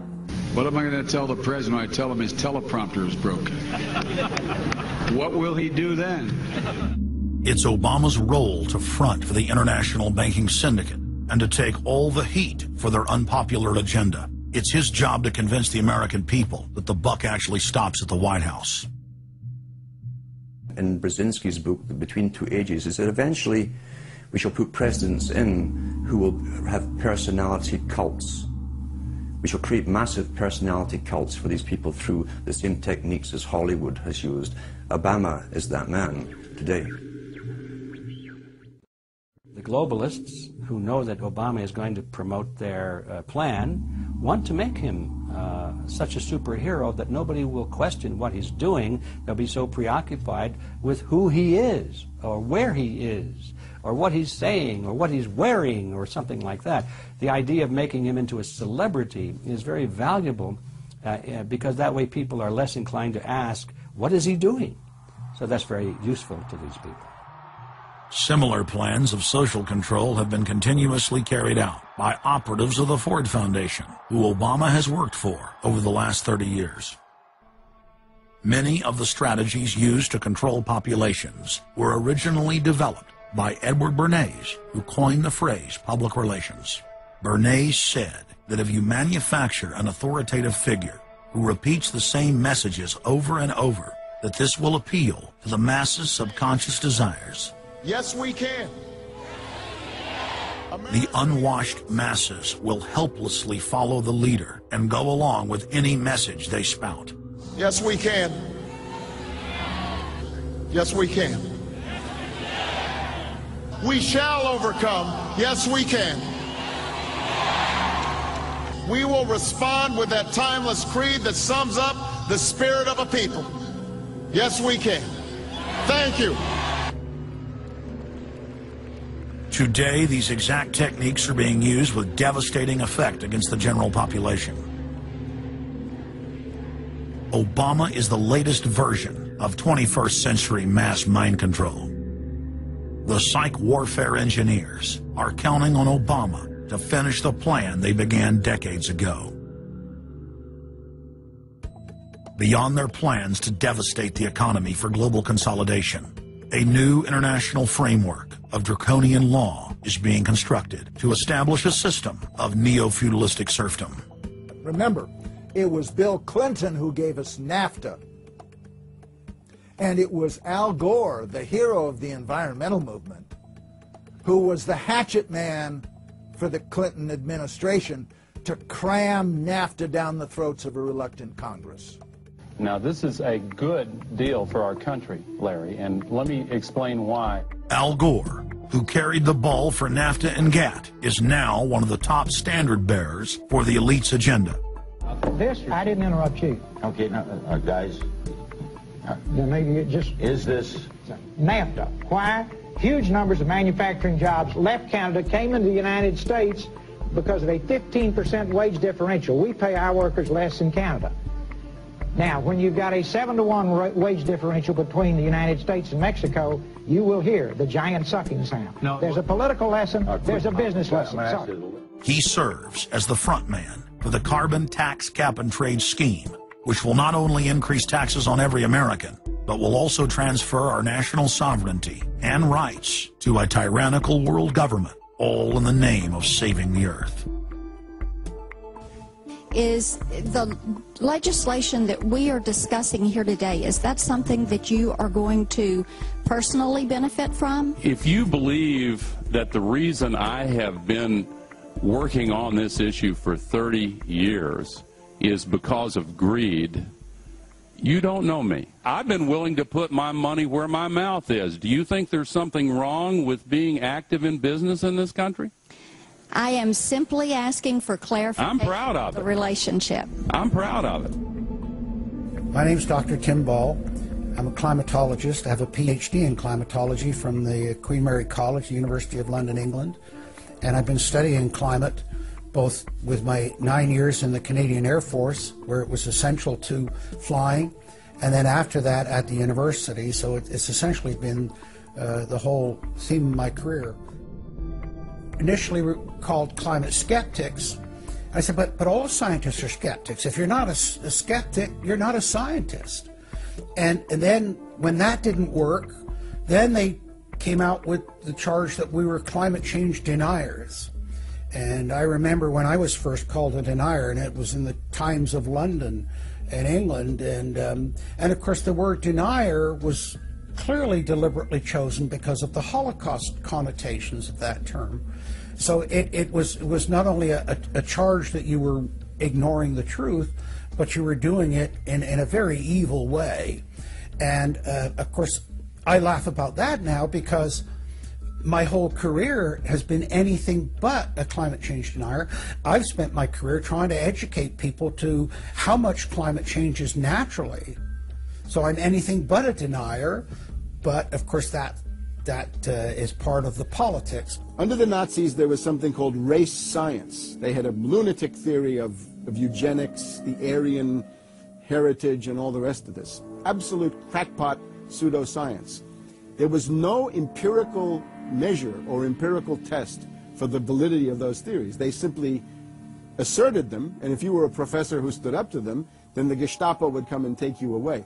We are perilously close to such a situation right now. Any academic, any other figure standing up to say the global warming theory of Al Gore is a piece of crackpot nonsense is in danger. You'd be fired from a government job, and in many universities, your job would be in danger. And of course, it's also part of what's called ad hominem, that if you can't defeat the person's argument rationally, you start attacking the person. And we see that with these terms, and we see it with Al Gore calling them flat earthers. Congressman, you began by denying that there is a consensus on the science. There is a consensus on the science. Well, you mustn't have been listening to our testimony that we've had for the last few days with dozens of experts that have come in who have given completely different views. Well, I would encourage you to go back and look at the testimony this committee's heard. There are people who still believe that the moon landing was staged on a movie lot in Arizona. And neither of us are one of those. And I know you like giving those cute anecdotes. This is not a cutesy issue. We're talking about something that can export millions of jobs out of our economy, out of our country. Richard Lindzen, the MIT professor of atmospheric physics, said it many years ago when he said the consensus was reached before the research had even begun. And then scientists like myself that stood up and said, hold on a minute, I got problems with it. Oh, paid by the oil companies, don't trust that guy. What the international scientific community is saying is correct. There is no legitimate basis for denying it. Now, you hear the consensus argument, well, the majority of scientists. What they're always talking about is, and originally the IPCC was about 3,600 scientists, it's now down to 2,500. That's the people they're talking about. But when you look at it, most of them are bureaucrats. They're not scientists at all. And very, very few of them are actual climate experts. Now, the consequences of that, and whether that's because of man-made CO2, I think are debatable. If CO2 is not causing the climate change, what is? What are the major driving factors? And so they're essentially the ones that are left out by the Intergovernmental Panel on Climate Change. It's unbelievable to me that they can come out and ignore the sun. I mean, everybody knows the sun goes in, it gets cool. You notice that, right? You have an eclipse, the temperature drops, and the birds start to get excited and so on. And when you look at the seasonal changes with the sun, how you can suggest that the sun is not a factor is really quite remarkable. Giving us false scientific information is not going to clean up our environment.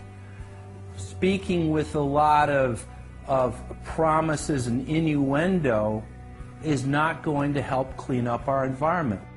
The globalists have co-opted the environmental movement.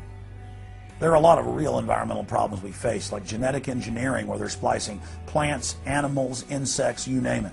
Toxic waste dumping in the ocean. No one wants to breathe bad air or drink toxic water. But the global carbon tax has nothing to do with that. It's a tax literally on breathing. Go out on the street or talk to your friends, your neighbors. Ask them, hey, should we ban dihydrogen monoxide? It's bad for the environment. The average person will sign your petition calling for the banning of water. That's right. Dihydrogen monoxide is water. It's the same thing with table salt, sodium chloride. And that's exactly what the establishment is doing with carbon dioxide.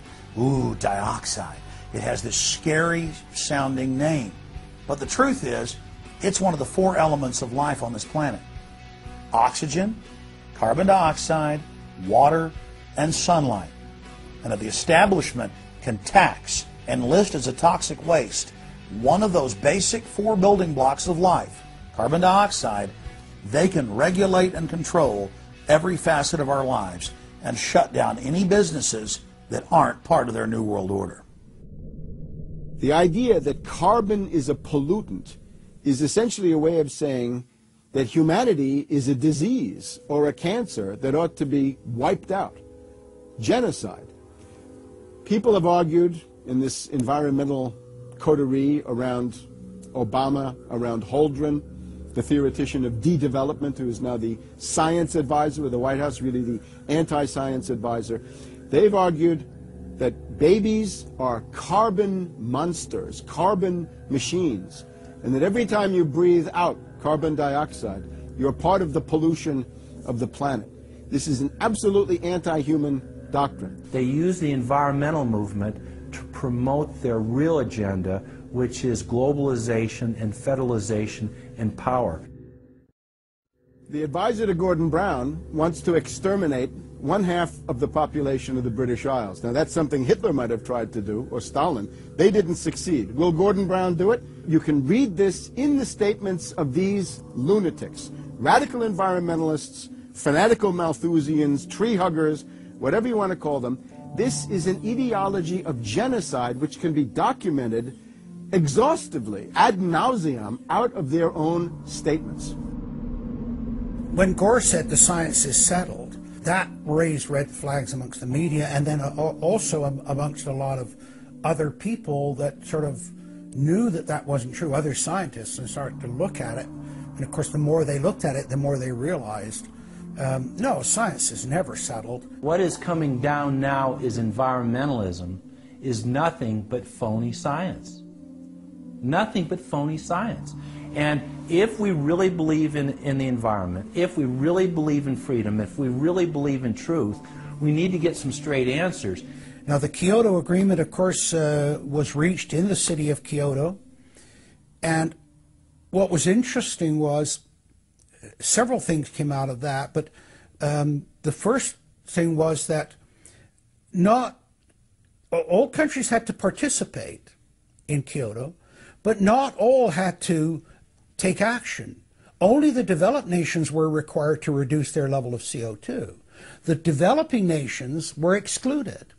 Now, of course, at that time, China was, and in some ways you can argue it still is, a developing nation. So it wasn't required to meet any targets under Kyoto, nor was India. The U.S., of course, held out. And what's interesting is that the U.S. Senate voted 95-0 against the Kyoto Accord, even though Al Gore was the vice president at the time. And lucky for him, he didn't have to cast a deciding vote. But so it was 95-0 against it, because the U.S. Senate saw, no, this is a socialist distribution of wealth. This is going to cost jobs and economy, and so they scrapped it completely. We're now told that you have to buy carbon offsets. In other words, if you have sinned by having a carbon footprint and by carbon emissions, you've got to buy a carbon offset, which is usually a scam. Somebody claims to have planted an acre of grass in the third world. It never happened. They take your money and laugh all the way to the bank. But they're telling you that in order to cleanse your guilt, you've got to buy a carbon offset. Talk about carbon polluters. You talk about them. It's my understanding that back in 1997, when you were vice president, Enron's CEO, Ken Lay, was involved in discussions with you at the White House about helping develop this type of policy, this trading scheme. And is that accurate? Is it inaccurate? It's been reported. I don't know, but I met with Ken Lay, as lots of people did, before anybody knew that he was a crook. Right, and clearly you can see why so many of us are concerned about this type of cap-and-trade energy tax that would be literally turning over this country's energy economy. I didn't know him well enough to call him Kenny Boy. Well, but you knew him well enough to help devise this trading scheme, and obviously we know what Enron and these big guys on Wall Street like Goldman Sachs, and I know you've got interest with Goldman Sachs. No. Well, that's been reported. Is that not accurate? No, I wish I did. With executives you're partnered in companies with executives from Goldman Sachs. Well, if you're not. Al Gore has got to be the greatest con artist in modern history. This guy claims he invented the internet, even though it's on record he's a liar, and he got away with it. He was the pitch man that successfully sold, as vice president, NAFTA and GATT, that's lowered the standard of living in the United States and Mexico and almost completely deindustrialized our country. Now he's saying you should pay him and his private company, set up by Enron, a carbon tax on breathing. Look, if you want to buy Al Gore's propaganda, go ahead. But before you do that, you should at least look into the claims he's making. There was a meeting in the White House in 1998 between Al Gore and Bill Clinton, Ken Lay, and Lord Browne. Okay, well, who were these people? Well, we know the president, the vice president. Ken Lay, of course, was the president of Enron. And Enron was a major, major player in the carbon credit, carbon trading. And in fact, stood to make an enormous amount of money out of it. And so it was part of I think, part of the collapse of Enron. And Lord Browne, of course, was the head of the largest oil company in the world. And they were looking to buy into this, as is happening now, where the energy companies are becoming the big promoters of, oh, we got to go green, we got to go to alternate energies, and all of this this stuff. They saw a business opportunity and leapt onto it, and one that would make them look green again. When it came time for the 1,200-plus page greenhouse gas emission and carbon legislation to be voted on, the Speaker of the House, Nancy Pelosi, would not let the Republicans, or even members of her own party, see the bill until minutes before the vote. Republican Minority Leader John Boehner engaged in a rare House filibuster and read shocking section after shocking section from the legislation. I really hate to do this, but when you file a 300-page amendment at 3:09 a.m., the American people have a right to know what's in this bill and have a right to know what we're voting on.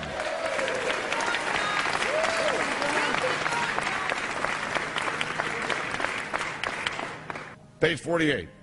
Each building code enforcement department receiving a grant under subsection A shall impanel a code administration and enforcement team consisting of at least one full-time building code enforcement officer, a city planner, and a health planner or similar officer. I can take you to Chickasaw, Mercer County in my district. They don't have one full-time person that works for the village, all right, not one. Look at the mandate on every city, village in America right here in this bill. So that we're not only going to tell you what the codes are going to be, but we're going to tell you how many people you need to hire to enforce this. Page 41, determine any geographic area within the contiguous United States that lacks a federal power marketing agency. Because, you know, we can't move power around the country without a federal power marketing agency. We do it today, but now we have to have a new government agency to do this. All California housing standards are now going to be imposed on every American community. You don't have the right to have your own building standards in your community or in your state. Hell no, the federal government's going to tell you what they are. It quickly became clear why Pelosi and the Democratic leadership were desperate to keep the contents of the bill secret before the vote. Now, because of this underlying bill, the federal government will virtually have control over every aspect of lives for the American people. It is time to stand up and say, we get to choose. We choose liberty or we choose tyranny. It's one of the two. The underlying bill represents the tyranny and the intervention of the federal government. It's our choice. What will we choose today? Will we choose liberty or will we choose tyranny? And I know that we'll be facing the single moms that heard from last summer. They can't afford the gasoline bill. They can't afford the propane. You didn't do a great thing. You hurt some really decent families struggling, trying to make it, and this is going to be their death knell. It breaks my heart. I yield back. It is, of course, a carbon tax on economic activity, farming, manufacturing, real production here inside the United States. It would tend to shut down even those miserable remains of an industrial economy that we still have after the collapse of the Detroit automakers and their related subcontractors and so forth. Every home and business in the United States would be federally regulated and controlled. Mandatory home inspections will be carried out by federal inspectors, and it's all at the expense of the homeowner. In New York, they're called the Environmental Police. On this day, a surprise visit to a market in Brooklyn's Chinatown. And every day you're not in compliance, you face huge fines. Go to page 235. The Secretary may set and collect reasonable inspection fees to cover the cost of inspections required. So number one, they can come in, the federal government can come in, inspect your house, and send you the bill. And if they find that you're out of compliance with this new federal code, the Secretary shall assess a civil penalty for violations of this section. And then further, going to page 236, each day of unlawful occupancy shall be considered a separate violation. We're setting up a global warming Gestapo that can literally come in, and now this new term, unlawful occupancy. So now living in your home is considered unlawful under this bill. This is ludicrous. Worst of all, carbon czars in more than 35 federal agencies are given unlimited dictatorial power to tax all forms of carbon and carbon emissions. The Commissar Green Police openly brag that they will have the power to selectively enforce the new edicts on a case-by-case basis. It's funny because when I tell people what I do for a living, the first response usually is, you're with the environmental police? There is no environment in New York City. With this new power, the Green Mafia can take over the entire economy through selective enforcement. We know, Madam Speaker, that this national energy tax will cost the American people $2 trillion. We know that. We know this will result in a loss of 2.5 million jobs every year for the American people. We know that. We know this will result in a reduced standard of living for Americans. We know that.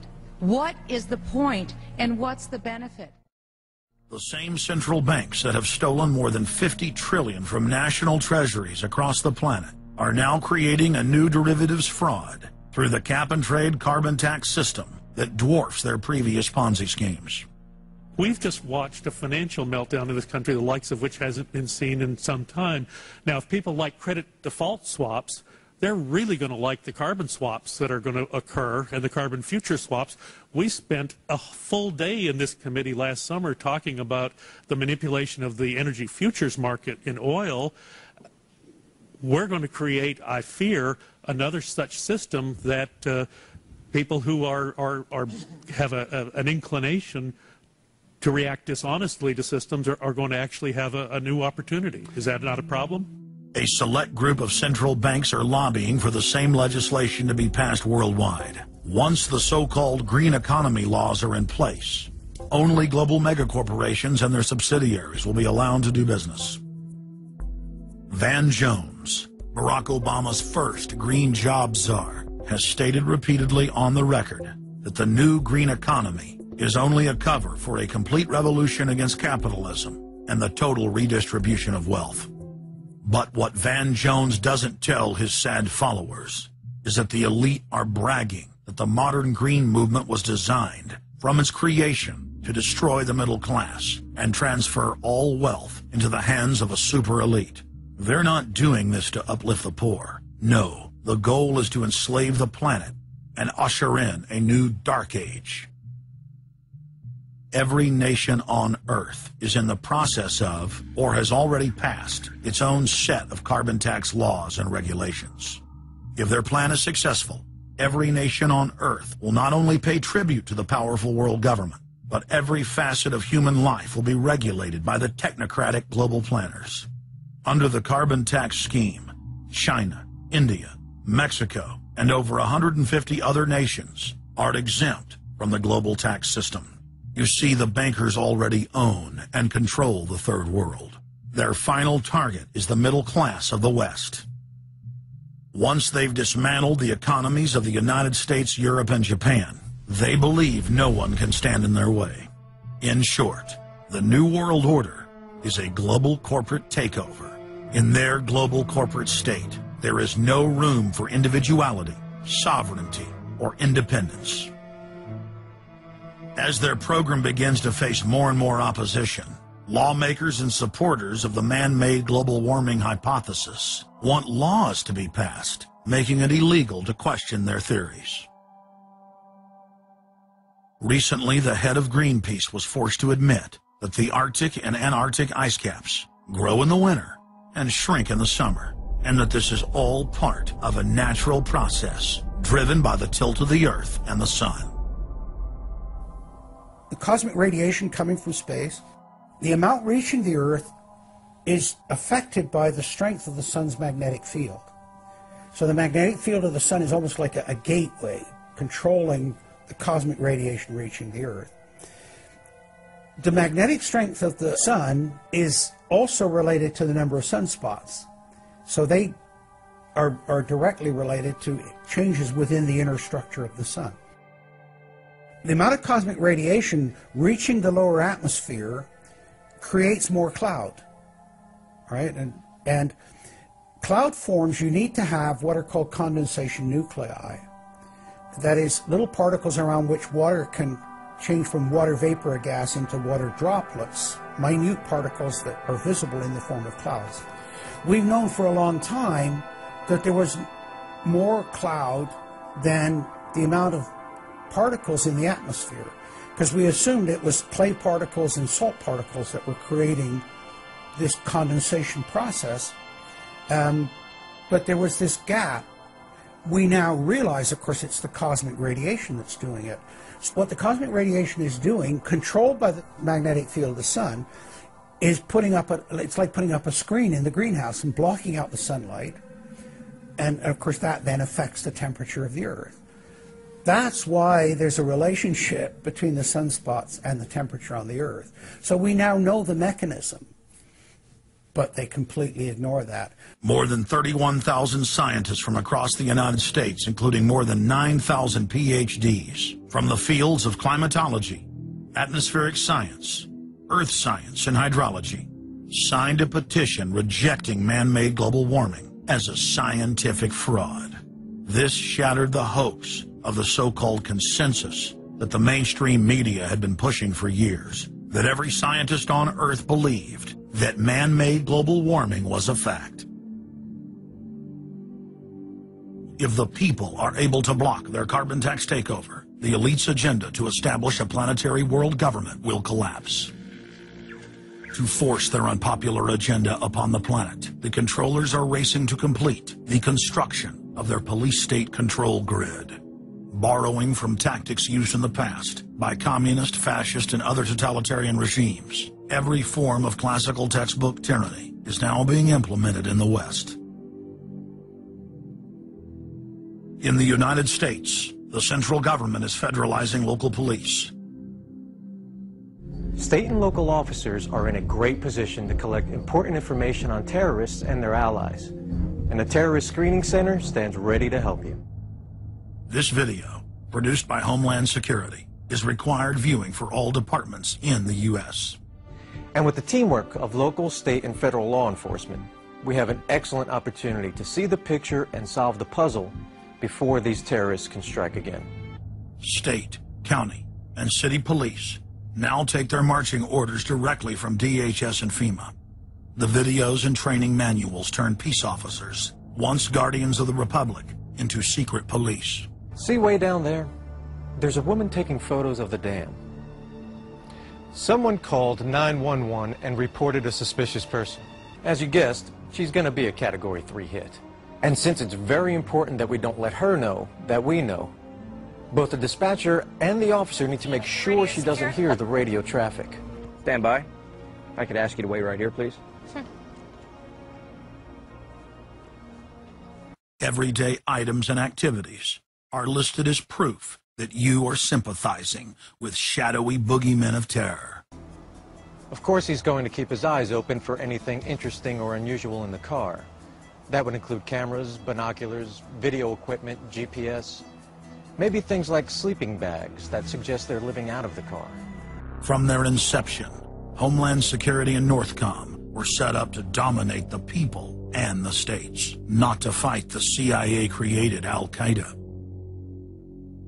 Patriotic members of the military and law enforcement, at great risk to their lives and careers, have sent this filmmaker federally and internationally produced law enforcement manuals, textbooks, documents, and videos. The MIAC report, distributed to Missouri law enforcement, lists gun owners, libertarians, constitutionalists as potential terrorists. The federally written document went on to list Ron Paul, Bob Barr, and American flag bumper stickers as dangerous paraphernalia linked to white supremacists. Even before 9/11, FEMA was quietly indoctrinating local police to have a hatred of the Founding Fathers and everything our constitutional republic stands for. Who was the first terrorist organization in the United States? Who? Founding Fathers. Founding Fathers. You mean Thomas Jefferson? Oh, yeah. You mean George Washington? Oh, yeah. Paul Revere? Yeah. These guys right here, let me ask you something. Did they try to scare people? Oh, yeah. They tried to intimidate the British. Did they use acts of violence? Your founding fathers, my founding fathers, were involved in acts of terrorism against British officials because they systematically had British officials assassinated. In the old Soviet Union, Nazi Germany, and Maoist China, the police's main job was not fighting crime. In totalitarian forms of government, the police are political enforcers, or commissars as they were known in Russia. It's their job to spy on the public and to intimidate the exercise of free speech. Once a climate of fear has been achieved, the public begins to self-censor, to shut down. Once the people have been intimidated to withdraw from the field of intellectual battle, the tyrants have a free hand to expand the repression and looting of the helpless serfs. The average man and woman is in a trance. They get home from work, they don't even talk to their children. They turn the television on, and they let those corporate messages set the agenda in their lives. If we want a revolution against these social engineers and the scientific dictatorship, we have to start getting back to basics. Having barbecues, knowing our neighbors, loving our husbands and wives, spending time with our children, and getting back to real human culture. This false corporate culture has been superimposed over our daily lives. The public is literally under a trance. We have to somehow reach out to them and break them out of this trance. And as the globalists destroy our standard of living and bring in their police state, a lot of people are beginning to wake up and realize that what they've been told all their lives was a lie. But it's essential that we, the people, are there to reach out to our fellow Americans and our fellow human beings and show them the truth. But the scientific dictatorship needs more than just a secret police network to carry out their plan. Citizen spies at every level of society have been recruited to keep their eyes and ears focused on everything their neighbors and co-workers are doing and saying.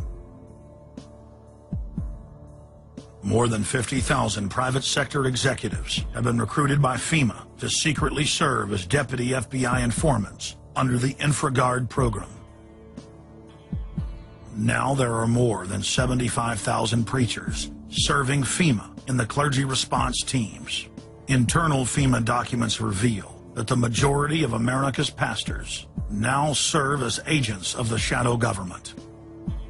They are even instructed on how and what to preach. And as KSLA News 12 Jeff Farrell discovered, the clergy would help the government with potentially their biggest problem, us. From my cold, dead hands. Charlton Heston's famous declaration captures a truly American value, the overarching desire to protect our freedoms. But gun confiscation is exactly what happened during the state of emergency following Hurricane Katrina in New Orleans. U.S. troops also arrived, something far easier to do even now thanks to last year's elimination of the 1878 Posse Comitatus Act. That forbid U.S. troops from policing on American soil. If martial law were enacted here at home, public fears and quelling dissent would be critical. And that's exactly what the Clergy Response Team, as it's called, helped accomplish in New Orleans. Jeff, the primary thing that we say to anybody is let's cooperate and get this thing over with, and then we'll settle the differences once the crisis is over. Such clergy response teams would walk a tightrope between the needs of the government versus the wishes of the public. In a lot of cases, these clergy would already be known in the neighborhoods in which they're helping to defuse that situation. For the clergy, one of the biggest tools that they will have in helping calm the public down or obey the law is the Bible itself, specifically Romans 13. Because the government is established by the Lord, you know, and that's what we believe in the Christian faith. That's what's stated in the Scripture. They prepare their flocks like sheep to the slaughter for gun confiscation, forced inoculation, and they tell them that it is a blessing to have their families broken up and put into FEMA camps. Irland, Frankreich, Portugal, Spanien, die Schweiz, Liechtenstein, Luxembourg, Polen, Romania. Adolf Hitler bragged that his most powerful domestic tool, used by the Nazis to control the people, was the servile clergy. And his favorite Bible verse was Romans 13. Render unto Caesar. Either you are with us or you are with the terrorists. The scam was launched as a simple bait and switch. The government recruited the public by telling them that they were needed in the fight against Al-Qaeda. But from day one, over 90% of their training and operations focus on demonizing, surveilling, and harassing anyone who stands against their takeover. The Department of Homeland Security calling on firefighters to take on a new role in the war on terror. The idea to be the eyes for the U.S. government when they're inside a home.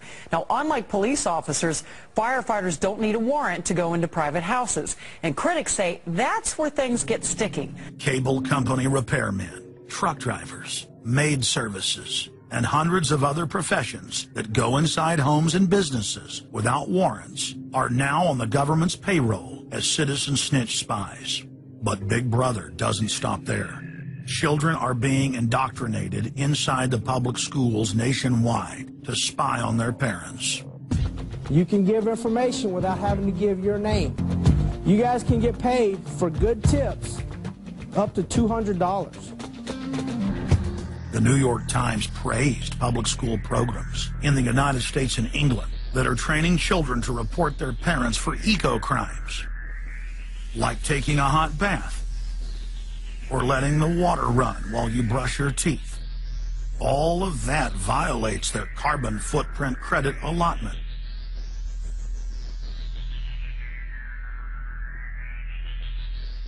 Check it out, check it out.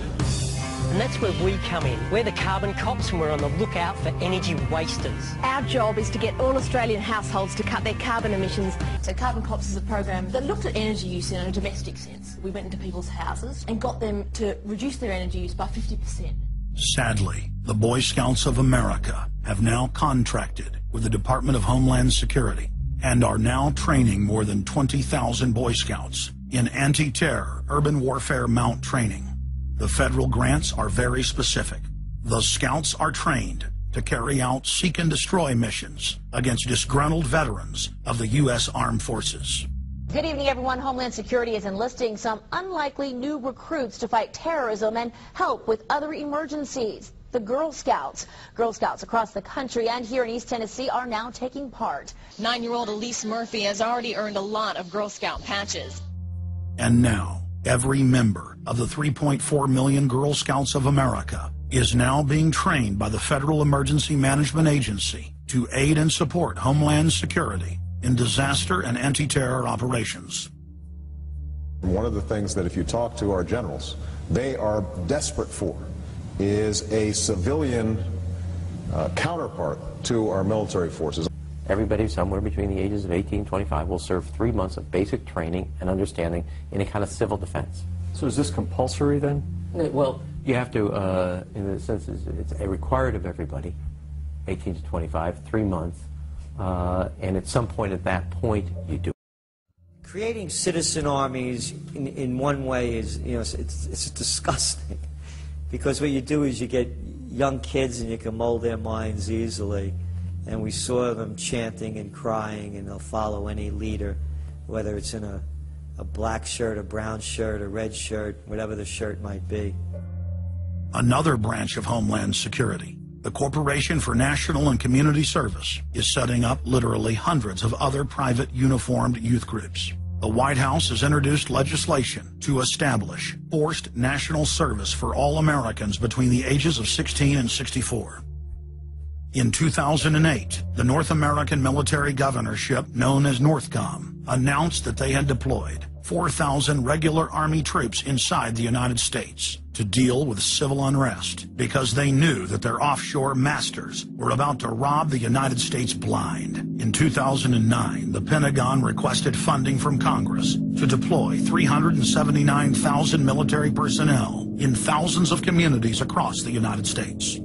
And now, legislation has been introduced in Congress to expand a system of FEMA concentration camps across the United States under the National Emergency Centers Act, H.R. 645. The Republic is hanging by a thread. The last vestiges of our free system of government are being swept away. You know, you got time to watch baseball, you got time to watch football, you got time to entertain yourself, but I think a knowledgeable public we're losing, and we've got to get people back on track to paying attention, because if you don't pay attention to your government and what they're doing, you're going to pay some dire consequences for it. Unless we become active and become influential in the power centers of society, there's nothing we can do about it. Just knowing about it is not enough. And as long as we are given at election time an option between the Republican candidate or the Democrat candidate, both of whom have been selected by members of the Council on Foreign Relations and both of whom have the same general policies, that's not going to change anything either. So the real issue is, so what? And the answer is we've got to recapture control of the power centers of society. The people have a decision to make. Our nation has been seized in the jaws of a global corporate takeover. The republic is passing into history. We're losing our freedoms. And it's up to every man, woman, and child in the United States to decide whether we're going to be fooled by the slick propaganda of the social engineers or whether we're going to restore the republic.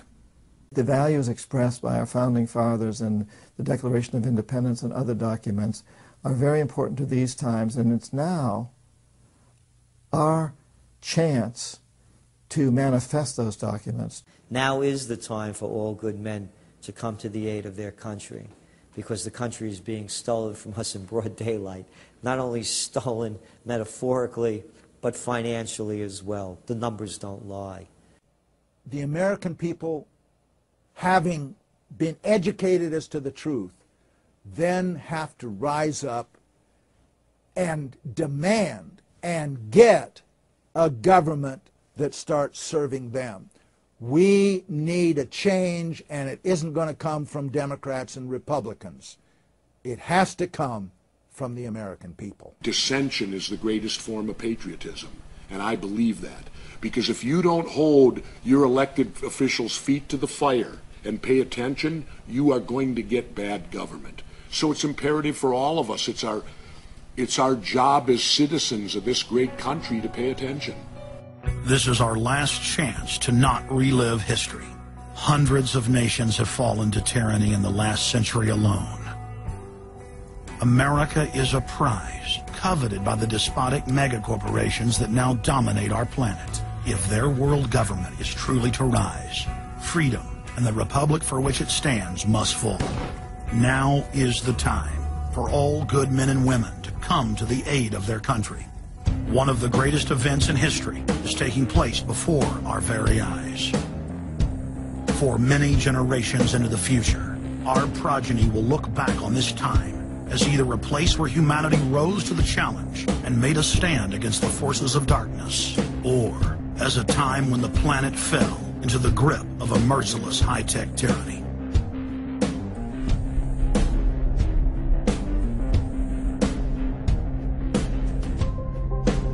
In Part 2 of Fall of the Republic, you will learn the elite's master plan for humanity. But more importantly, you will learn how to stop that plan, reverse the criminal tide, and reignite the flame of liberty on the long march to man's ultimate destiny.